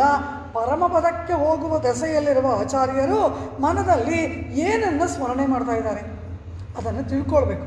ಅದೊಂದು ಉಪದೇಶ. ಮರಣಕಾಲದಲ್ಲಿ ಆಚಾರ್ಯರು ಏನನ್ನು ಸ್ಮರಣೆ ಮಾಡ್ತಾ ಇದ್ದಾರೆ ಅದನ್ನು ತಿಳಿದುಕೊಳ್ಳುವ ಕುತೂಹಲ. ಆಚಾರ್ಯವರ್ಯ, ಈ ದೆಸೆಯಲ್ಲಿ ತಾವು ಏನನ್ನು ಸ್ಮರಣೆ ಮಾಡ್ತಾ ಇದ್ದೀರಾ ಎಂಬುದಾಗಿ ಕೇಳ್ತಾರಂತೆ. ಆಗ ಅವರು ಹೇಳ್ತಾರೆ, ಒಂದು ಪಕ್ಷಿಯಿಂದ ನೋವನ್ನು ಅನುಭವಿಸಿದನಲ್ಲ ಅವನನ್ನು ನೆನೀತಾ ಇದ್ದೀನಿ ಅಂತ ಹೇಳಿದ್ರಂತೆ. ಪಕ್ಷಿಯಿಂದ ನೋವು ಅನುಭವಿಸಿದನ ಅವನು ಯಾರು ಅಂತ ಕೇಳಿದ್ರು. ವಿಭೀಷಣ ಶರಣಾಗತನಾಗಿ ಬಂದಿದ್ದಾನೆ, ಅವನನ್ನು ಅಂಗೀಕಾರ ಮಾಡಬಾರದು ಅಂತ ಎಲ್ಲ ವಾನರರು ನಿಷೇಧ ಮಾಡಿದ್ದಾರೆ. ಆಗ ರಾಮ ಒಂದು ಕಥೆಯನ್ನು ಹೇಳ್ತಾನೆ. ಸುಗ್ರೀವನಿಗೂ ವಾನರ ವೀರರಿಗೂ ಶ್ರೀರಾಮಚಂದ್ರ ಒಂದು ಕಥೆಯನ್ನು ಹೇಳ್ತಾನೆ. ಏನು ಕಥೆಯಿಂದ, ಒಂದು ಕಾಡಿನಲ್ಲಿ ಒಬ್ಬ ಬೇಟೆಗಾರ ಬೇಟೆಯಾಡುವುದಕ್ಕೆ ಬಂದಿದ್ದಾನೆ. ಒಂದು ಮರದ ಕೆಳಗೆ ನಿಂತ್ಕೊಳ್ತಾನೆ. ಅಲ್ಲೊಂದು ಹೆಣ್ಣು ಪಾರಿವಾಳ ಇರುತ್ತೆ. ಆ ಹೆಣ್ಣು ಪಾರಿವಾಳವನ್ನು ಬೇಟೆಯಾಡಿಬಿಟ್ಟು ತನ್ನ ಪಂಜರದಲ್ಲಿ ಇಟ್ಕೊಳ್ತಾನೆ. ಆ ಪಾರಿವಾಳವನ್ನು ಇಟ್ಕೊಂಡು ಇಡೀ ಕಾಡನ್ನಲ್ಲೆಲ್ಲ ಸುತ್ತಿ ಇಡೀ ದಿನ ಬೇಟೆಯಾಡಿ ಸಾಯಂಕಾಲ ಆಗುತ್ತೆ. ಇವನು ಇನ್ನೇನು ಹಿಂತಿರುಗಬೇಕು ಎನ್ನುವ ವೇಳೆಗೆ ಘನಘೋರವಾದ ಒಂದು ಮಳೆ ಬಂದುಬಿಡುತ್ತೆ. ಗುಡುಗು ಸಿಡಿಲು ಮಿಂಚು, ಘೋರವಾದಂತಹ ವರ್ಷಧಾರೆ, ಮಳೆ ಬಂದುಬಿಡುತ್ತೆ. ಇವನಿಗೆ ಚಳಿ, ಅಪಾರವಾದ ಹಸಿವು, ಚಳಿ, ಮಳೆ ಬೇರೆ, ಪ್ರಾಣ ಹೋಗುವ ಸ್ಥಿತಿ ಬಂದುಬಿಡುತ್ತೆ ಈ ಬೇಟೆಗಾರನಿಗೆ. ಆಗ ಇವನು ಕಾಡನ್ನೆಲ್ಲ ಸುತ್ತಿ ತಾನು ಬೆಳಗ್ಗೆ ಒಂದು ಪಾರಿವಾಳವನ್ನು ಹಿಡಿದನಲ್ಲ ಆ ಮರದ ಕೆಳಗೆ ಬಂದು ನಿಂತ್ಕೊಳ್ತಾನೆ. ಈ ಬೇಟೆಗಾರ ಅವನು ಪ್ರಾಣ ಹೋಗುವ ಸ್ಥಿತಿ ಬಂದುಬಿಡುತ್ತೆ. ಚಳಿಯಿಂದ, ಮಳೆಯಿಂದ, ಹಸಿವಿನಿಂದ ಇನ್ನೇನು ಆ ಬೇಟೆಗಾರ ಪ್ರಾಣ ಕಳೆದುಕೊಳ್ತಾನೆ ಎನ್ನುವ ಸ್ಥಿತಿ. ಆಗ ಆ ಪಂಜರದಲ್ಲಿ ಇದ್ದಂತಹ ಹೆಣ್ಣು ಪಾರಿವಾಳ ಮರದ ಮೇಲಿರುವ ತನ್ನ ಪತಿಗೆ ಹೇಳುತ್ತಂತೆ. ಏನಂತ? ಓ ಪ್ರಾಣಪ್ರಿಯ, ಈ ಮರ ನಮ್ಮ ಮನೆ. ನಮ್ಮ ಮನೆಗೆ ಒಬ್ಬ ಅತಿಥಿ ಬಂದಿದ್ದಾನೆ. ಈ ಬೇಟೆಗಾರನೇ ಆ ಅತಿಥಿ. ನಮ್ಮ ಮನೆಗೆ ಬಂದವನು ಅವನು ಪ್ರಾಣವನ್ನು ಕಳೆದುಕೊಳ್ಳುವುದು ಗೃಹಸ್ಥನಿಗೆ ಉಚಿತವಲ್ಲ. ಆದ್ದರಿಂದ ಮನೆಗೆ ಬಂದವರು ಹಸಿವು ಬಾಯಾರಿಕೆಗಳಿಂದ ಪೀಡಿತರಾಗಬಾರದು. ಇದನ್ನು ಕಠೋಪನಿಷತ್ತಿನಲ್ಲಿ ನಚಿಕೇತನಿಗೆ ಯಮ ಹೇಳ್ತಾನೆ ಈ ಮಾತನ್ನು. ಹಾಗೆ ಮಾಡಬಾರದು. ಆದ್ದರಿಂದ ಅವನು ಈ ಆಶ್ರಯಕ್ಕೆ ಬಂದಿರೋದ್ರಿಂದ ಅವನನ್ನು ರಕ್ಷಿಸುವ ಹೊಣೆ ನಮ್ಮದು. ಏನು ಮಾಡಬೇಕು ಅಂತ ಕೇಳುತ್ತೆ ಮೇಲೆ ಕುಳಿತ ಗಂಡು ಪಾರಿವಾಳ. ಅದಕ್ಕೆ ತುಂಬ ಸಂಕಟ, ತನ್ನ ಪತ್ನಿಯನ್ನು ಇವನು ಸೆರೆ ಹಿಡಿದುಬಿಟ್ಟಿದ್ದಾನೆ ಅಂತ. ಆಗದು ಹೇಳುತ್ತೆ, ಒಣಗಿದ ಆ ಮರದ ಮೇಲೆ ಎಲೆಗಳ ಸಂದಿನಲ್ಲಿ ಒಣಗಿದ ಸಣ್ಣ ಸಣ್ಣ ಕಡ್ಡಿಗಳು ಎಲೆ ಇಟ್ಕೊಂಡಿರುತ್ತಲ್ಲ ಅದನ್ನು ನಿನ್ನ ಕೊಕ್ಕಿನಿಂದ ಮುರಿದು ಹಾಕು. ಅನಂತರ ಅದನ್ನು ಉಜ್ಜಿ ಅದು ಬೆಂಕಿಯನ್ನು ಉತ್ಪತ್ತಿ ಮಾಡುವಂತೆ ಮಾಡು. ಆ ಬೆಂಕಿಯಲ್ಲಿ ಇವನು ಚಳಿಯನ್ನು ಹೋಗಿಸಿಕೊಳ್ಳಲಿ, ತನ್ನ ಮೈಯನ್ನು ಕಾಯಿಸಿಕೊಳ್ಳಲಿ. ಅನಂತರ ನೀನು ಅದರಲ್ಲಿ ಬಿದ್ದು ಪ್ರಾಣವನ್ನು ಕೊಡು. ನಿನ್ನನ್ನು ತಿಂದು ಅವನು ಹಸಿವನ್ನು ಕಳೆದುಕೊಳ್ಳಲಿ. ಹೇಗಿದ್ರೂ ನಾಳೆ ನನ್ನನ್ನು ವಧೆ ಮಾಡ್ತಾನೆ. ಇವತ್ತು ನೀನು ನಿನ್ನ ಪ್ರಾಣವನ್ನು ಆ ಬೆಂಕಿಯಲ್ಲಿ ತ್ಯಾಗ ಮಾಡಿ ನಿನ್ನ ಮಾಂಸವನ್ನು ಅವನಿಗೆ ಭೋಜನವಾಗಿ ಕೊಡು ಎಂಬುದಾಗಿ ಈ ಪಾರಿವಾಳ ಹೇಳುತ್ತಂತೆ. ಆ ರೀತಿ ಆ ಕಪೋತವೂ ಕೂಡ ಪಾರಿವಾಳ ಆ ಬೇಡನನ್ನು ರಕ್ಷಣೆ ಮಾಡಿತು ಎಂಬುದಾಗಿ ಈ ಕಥೆಯನ್ನು ರಾಮ ಆ ವಾನರ ವೀರರಿಗೆ ಹೇಳಿ, ತಮಗೆ ಹಿಂಸೆ ಮಾಡಿ ತಮ್ಮನ್ನು ಸೆರೆ ಹಿಡಿದು ತಮ್ಮನ್ನು ವಧೆ ಮಾಡಿ ತಿನ್ನತಕ್ಕಂತಹ ಒಬ್ಬ ಕ್ರೂರಿಯಾದ ಕಟುಕನಾದ ಆ ಬೇಡನನ್ನೇ ಈ ಶರಣಾಗತನಾಗಿ ಬಂದಿದ್ದಾನೆ. ಅವನೇನು ಶರಣಾಗತಿ ಮಾಡಲಿಲ್ಲ, ತಮ್ಮ ಮನೆ ಬಾಗಿಲಿಗೆ ಬಂದಿದ್ದಾನೆ ಎಂಬುದಕ್ಕಾಗಿ ಒಂದು ಪಕ್ಷಿ ಪ್ರಾಣವನ್ನು ಕೊಟ್ಟಾದರೂ ತನ್ನನ್ನು ವಧೆ ಮಾಡುವ ಕ್ರೂರಿಯಾದ ಬೇಟೆಗಾರನನ್ನು ರಕ್ಷಣೆ ಮಾಡುವಾಗ ಬಂದ ವಿಭೀಷಣನನ್ನು ನಾನು ರಕ್ಷಣೆ ಮಾಡಿದ್ರೂ ಕೂಡ ಲೋಕ ಏನು ಹೇಳುತ್ತೆ, ಅಯ್ಯೋ ಒಂದು ಪಕ್ಷಿ ಮಾಡಿದ ಕಾರ್ಯ ಈ ರಾಮ ಏನು ಮಹಾ ದೊಡ್ಡದು ಮಾಡ್ದ, ಅವನು ಬೇಡಿ ಬಂದ, ಇವನವನನ್ನು ಅಂಗೀಕಾರ ಮಾಡ್ದ. ಆ ಪಾರಿವಾಳ ಕೊಲ್ಲುವವನನ್ನೇ ರಕ್ಷಣೆ ಮಾಡಿತಲ್ಲ, ಒಂದು ಹಕ್ಕಿ ಮಾಡಿದಕ್ಕಿಂತ ಇವನೇನ್ರಿ ದೊಡ್ಡದು ಮಾಡ್ದ ಎಂಬುದಾಗಿ ಲೋಕ ಮಾತಾಡುತ್ತಲ್ಲ. ಹಾಗೆ ಅಂಗೀಕಾರ ಮಾಡಿದ್ರೇ ನನಗೆ ಆ ನಿಂದನೆ ಬರುತ್ತೆ, ಇನ್ನು ಕೈ ಬಿಟ್ಟರೆ ನನ್ನ ಪಾಡೇನು ಎಂಬುದಾಗಿ ಬಂದ ಶರಣಾಗತನನ್ನು ಯಾವ ಕಾರಣಕ್ಕೂ ಕೈ ಬಿಡುವಂತಿಲ್ಲ. ಹರಿಪ್ರಾಣಾನ್ ಪರಿತ್ಯಜ್ಯ ರಕ್ಷಿತವ್ಯ ಕೃತಾತ್ಮನ, ಪ್ರಾಣವನ್ನು ಕೊಟ್ಟಾದರೂ ಶರಣಾಗತನನ್ನು ರಕ್ಷಣೆ ಮಾಡುವುದು ಧರ್ಮ ಎಂಬುದಾಗಿ ಶರಣಾಗತಿ ಶಾಸ್ತ್ರವನ್ನು ನುಡಿದು ಆಚರಣೆ ಮಾಡಿದವನು ರಾಮ. ಈ ರೀತಿ ಒಂದು ಹಕ್ಕಿ ಏನು ಮಹಾ ದೊಡ್ಡ ಕಾರ್ಯವನ್ನು ನಾನು ಮಾಡಿದೆ, ಒಂದು ಪಕ್ಷಿ ಮಾಡಿದ ಕಾರ್ಯವನ್ನು ನಾನು ಮಾಡಿದೆ, ಅದಕ್ಕಿಂತ ನಾನೇನು ದೊಡ್ಡದು ಮಾಡಿಬಿಟ್ಟೆ, ಅಯ್ಯೋ ಆ ಕಪೋತ ಮಾಡಿದ ಕಾರ್ಯವನ್ನು ಕೂಡ ನಾನು ಮಾಡೋಕ್ಕಾಗ್ತಿಲ್ವಲ್ಲ ಎಂಬುದಾಗಿ ಶರಣಾಗತರ ವಿಷಯದಲ್ಲಿ ಮನನೊಂದು ಆಶ್ರಿತ ರಕ್ಷಣೆಗಾಗಿ ಪರಿತಪಿಸುವಂತಹ ಅವನನ್ನು ನೆನೀತಾ ಇದ್ದೀನಿ ಅಂತ ತಿರುಕೋಟಿಯವರು ನಂಬಿ ಹೇಳಿದ್ರಂತೆ. ಒಂದು ಪಕ್ಷಿಯಿಂದ ನೋವು ಪಟ್ಟವನು ಒಂದು ಪಾರಿವಾಳ ಮಾಡಿದ್ದ ಕಾರ್ಯವನ್ನು ತಾನೇ ನಾ ಮಾಡಿದೆ, ಇನ್ನೇನು ದೊಡ್ಡದು ಮಾಡಿಬಿಟ್ಟೆ ಶರಣಾಗತನಿಗೆ ಎಂಬುದಾಗಿ ಆ ಪಕ್ಷಿಗಿಂತ ಕಡೆಯಾದನಲ್ಲ ಎಂದು ನೋವು ಪಟ್ಟನಲ್ಲ ರಾಮ, ಅವನನ್ನು ನೆನೀತಾ ಇದ್ದೀನಿ ಇಂದ್ರಂತೆ ತಿರುಕೋಟಿಯವರು ನಂಬಿ. ಈ ಚರಿತ್ರೆಯನ್ನು ಇಲ್ಲಿ ವ್ಯಾಖ್ಯಾನದಲ್ಲಿ ನಮ್ಮ ಪೂರ್ವಾಚಾರಗಳು ತಿಳಿಸಿಕೊಡ್ತಾರೆ. ಕಾರಣ ಏನು ಅಂದರೆ, ಆ ಹೆಣ್ಣು ಪಾರಿವಾಳ ಏನು ಹೇಳ್ತು, ಕೊಲ್ಲುವುದಕ್ಕೆ ಬಂದಿದ್ದರೂ ಕೂಡ ನಮ್ಮಲ್ಲಿಗೆ ಬಂದಿದ್ದರಿಂದ ಅವನನ್ನು ರಕ್ಷಣೆ, ಪ್ರಾಣವನ್ನು ಕೊಟ್ಟಾದರೂ ಅವನನ್ನು ಕಾಪಾಡು ಅಂತ ತನ್ನ ಪತಿಯನ್ನು ಪ್ರೇರೇಪಣೆ ಮಾಡ್ತು. ನೀನೇನು ಮಾಡ್ತಿದೀಯಾ, ಆ ಲಿಂಗನದಲ್ಲಿ ಮಲಗಿದೆಯಲ್ಲ, ಆ ಹೆಣ್ಣು ಪಾರಿವಾಳದಂತೆ ನೀನು ನಿನ್ನ ಪತಿಯಾದ ಕೃಷ್ಣನನ್ನು ಪ್ರಚೋದನೆ ಮಾಡಿ ಅವನ ಗುಣಗಳನ್ನು ಉದ್ಬೋಧನೆ ಮಾಡಿ ಅವನು ನಮ್ಮನ್ನು ಅಂಗೀಕಾರ ಮಾಡುವಂತೆ ಮಾಡಬೇಡವಾ? ಹಾಗೆ ಮಾಡದೆ ಒಂದು ಹೆಣ್ಣು ಪಾರಿವಾಳ ಮಾಡಿದ ಕಾರ್ಯವನ್ನು ನೀನು ಮಾಡದೆ, ಗಂಡು ಪಾರಿವಾಳ ಆ ಶರಣಾಗತನಾಗಿ ಬಂದವನನ್ನು ರಕ್ಷಣೆ ಮಾಡಿದಂತೆ ಆ ಪರಮಾತ್ಮ ರಕ್ಷಣೆ ಮಾಡದೆ ಇಬ್ಬರೂ ಹೀಗೆ ಮಲಗಿ ಅಂತಃಪುರದ ವೈಭವವನ್ನು, ಪಂಚಶಯ್ಯೆ ವೈಭವವನ್ನು ಕೊಂಡಾಡುವುದಕ್ಕಾಗಿ ಇಲ್ಲಿಗೆ ಬಂದಿರಾ? ಸೂಯತೇನ ಕಪೋತೇನ ಶತ್ರುಶರಣಮಾಗತಃ ಅರ್ಚಿತಶ್ಚ ಯಥಾ ನ್ಯಾಯಂ ಸೈಶ್ಚ ಮಾಂಸೈ ನಿಮಂತ್ರಿತಃ. ತನ್ನ ಮಾಂಸದಿಂದ ಆ ಒಂದು ಬೇಡನಿಗೆ ಔತಣವನ್ನು ಇಟ್ಟಂತಹ ಆ ಕಪೋತದ ವ್ಯಾಖ್ಯಾನವನ್ನು ರಾಮ ಮಾಡಿದನಲ್ಲವಾ? ಹಾಗೆ ಆ ಹೆಣ್ಣು ಕಪೋತದಂತೆ ನೀನಿರಬೇಡವಾ? ಆ ಪುರುಷ ಕಪೋತದಂತೆ ಅವನು ನಮ್ಮ ರಕ್ಷಣೆಗೆ ಬರಬೇಡವಾ? ಹೀಗೆ ಬರದೇ ಇರುವುದು ಪುರುಷಕಾರ ರೂಪಿಣಿಯಾದ ನಿನಗೂ ಸ್ವರೂಪವಲ್ಲ, ರಕ್ಷಕನಾದ ಅವನಿಗೂ ಸ್ವರೂಪವಲ್ಲ. ಎತ್ತನೆಯೇಲುಂ பிரிவு ಅತ್ತ ಇಲ್ಲಾಯಾಲ್ ಅರೆಕ್ಷಣ ಕೂಡ ಪಿರಿವು ಆ ಕೃಷ್ಣನ ವಿರಹವನ್ನು ಅತ್ತ ಇಲ್ಲಾಯಾಲ್ ಸಹಿಸದೆ ಹೋಗುವುದು ನಿನಗೆ ಉಚಿತವಲ್ಲ. ಆದ್ದರಿಂದ ನೀನೂ ಎಚ್ಚೆತ್ತುಕೊಂಡು ಆ ಪರಮಾತ್ಮನಿಗೂ ಕೂಡ ಸುಪ್ರಭಾತವನ್ನು ಗಾನ ಮಾಡಿ ಬಂದಂತಹ ಆ ನಮ್ಮನ್ನು ರಕ್ಷಣೆ ಮಾಡಿರಿ, ಅಂಗೀಕಾರ ಮಾಡು ಎಂಬುದಾಗಿ ನೀಳಾಕೃಷ್ಣನನ್ನು ನೋಡಿ ದೇವಿ ಆಂಡಾಳ್ ಸುಪ್ರಭಾತವನ್ನು ಗಾನ ಮಾಡಿ ತಿರುಪ್ಪಾವೈ ದಿವ್ಯಶಾಸ್ತ್ರದ 19ನೇ ಪಾಶುರವನ್ನು ಪೂರ್ಣ ಮಾಡ್ತಾಳೆ. ಕುತ್ತು ವಿಳಕ್ಕೆರಿಯ கோட்டுக்கால் கட்டில் மேல் மெத்தன்ன பஞ்சசயனத்தின் மேலேறி கொத்தலர் பூங்குழல் நப்பின்னை கொங்கை மேல் வைத்து கிடந்த மலர் மார்பா வாய் திறவாய் மைத்தடங் கண்ணினாய் நீ உன் மணாளனை எத்தனை போதும் துயிலெழ ஒட்டாய் காண் எத்தனை ஏலும் பிரிவாத்த இல்லாயால் தத்துவமன்னே தாவேலோரெம்பாவாய் சோச்சிஷ்டமாலிகா கந்தபந்துரஜிஷ்ணவே விஷ்ணுச்சித்ததனூஜாயை गोदायै नित्यमङ्गलं मादृशा किञ्चनत्राण बद्धकङ्कणपाणये विष्णुचित्ततनूजायै गोदायै नित्यमङ्गलं श्रीमत्यै विष्णुचित्तार्य मनोनन्दनहेतवे नन्दनन्दनसुन्दर्यै गोदायै नित्यमङ्गलं तिरुवाणिपूरत्तिल जगत्तुदित्ताळ्वाळिये तिरुप्पावे मुप्पदुम शक्तिनाळ्वाळिये பெரியாழ்வார் பெற்றெடுத்த பெண் பிள்ளவாழியே பெரம்பூதூர் மாமுனிக்கு பின்னானாழ்வாழியே 143 உரைத்தாழ்வாழியே உயரங்கற்கே கண்ணி முகந்தளித்தாழ்வாழியே வருவாரம் திருவல்லி வடநாடி வாழியே பண்புதுவனார் கோதை மலர்பதங்கள் வாழியே ஆண்டாள் திருமடிகளே சரணம்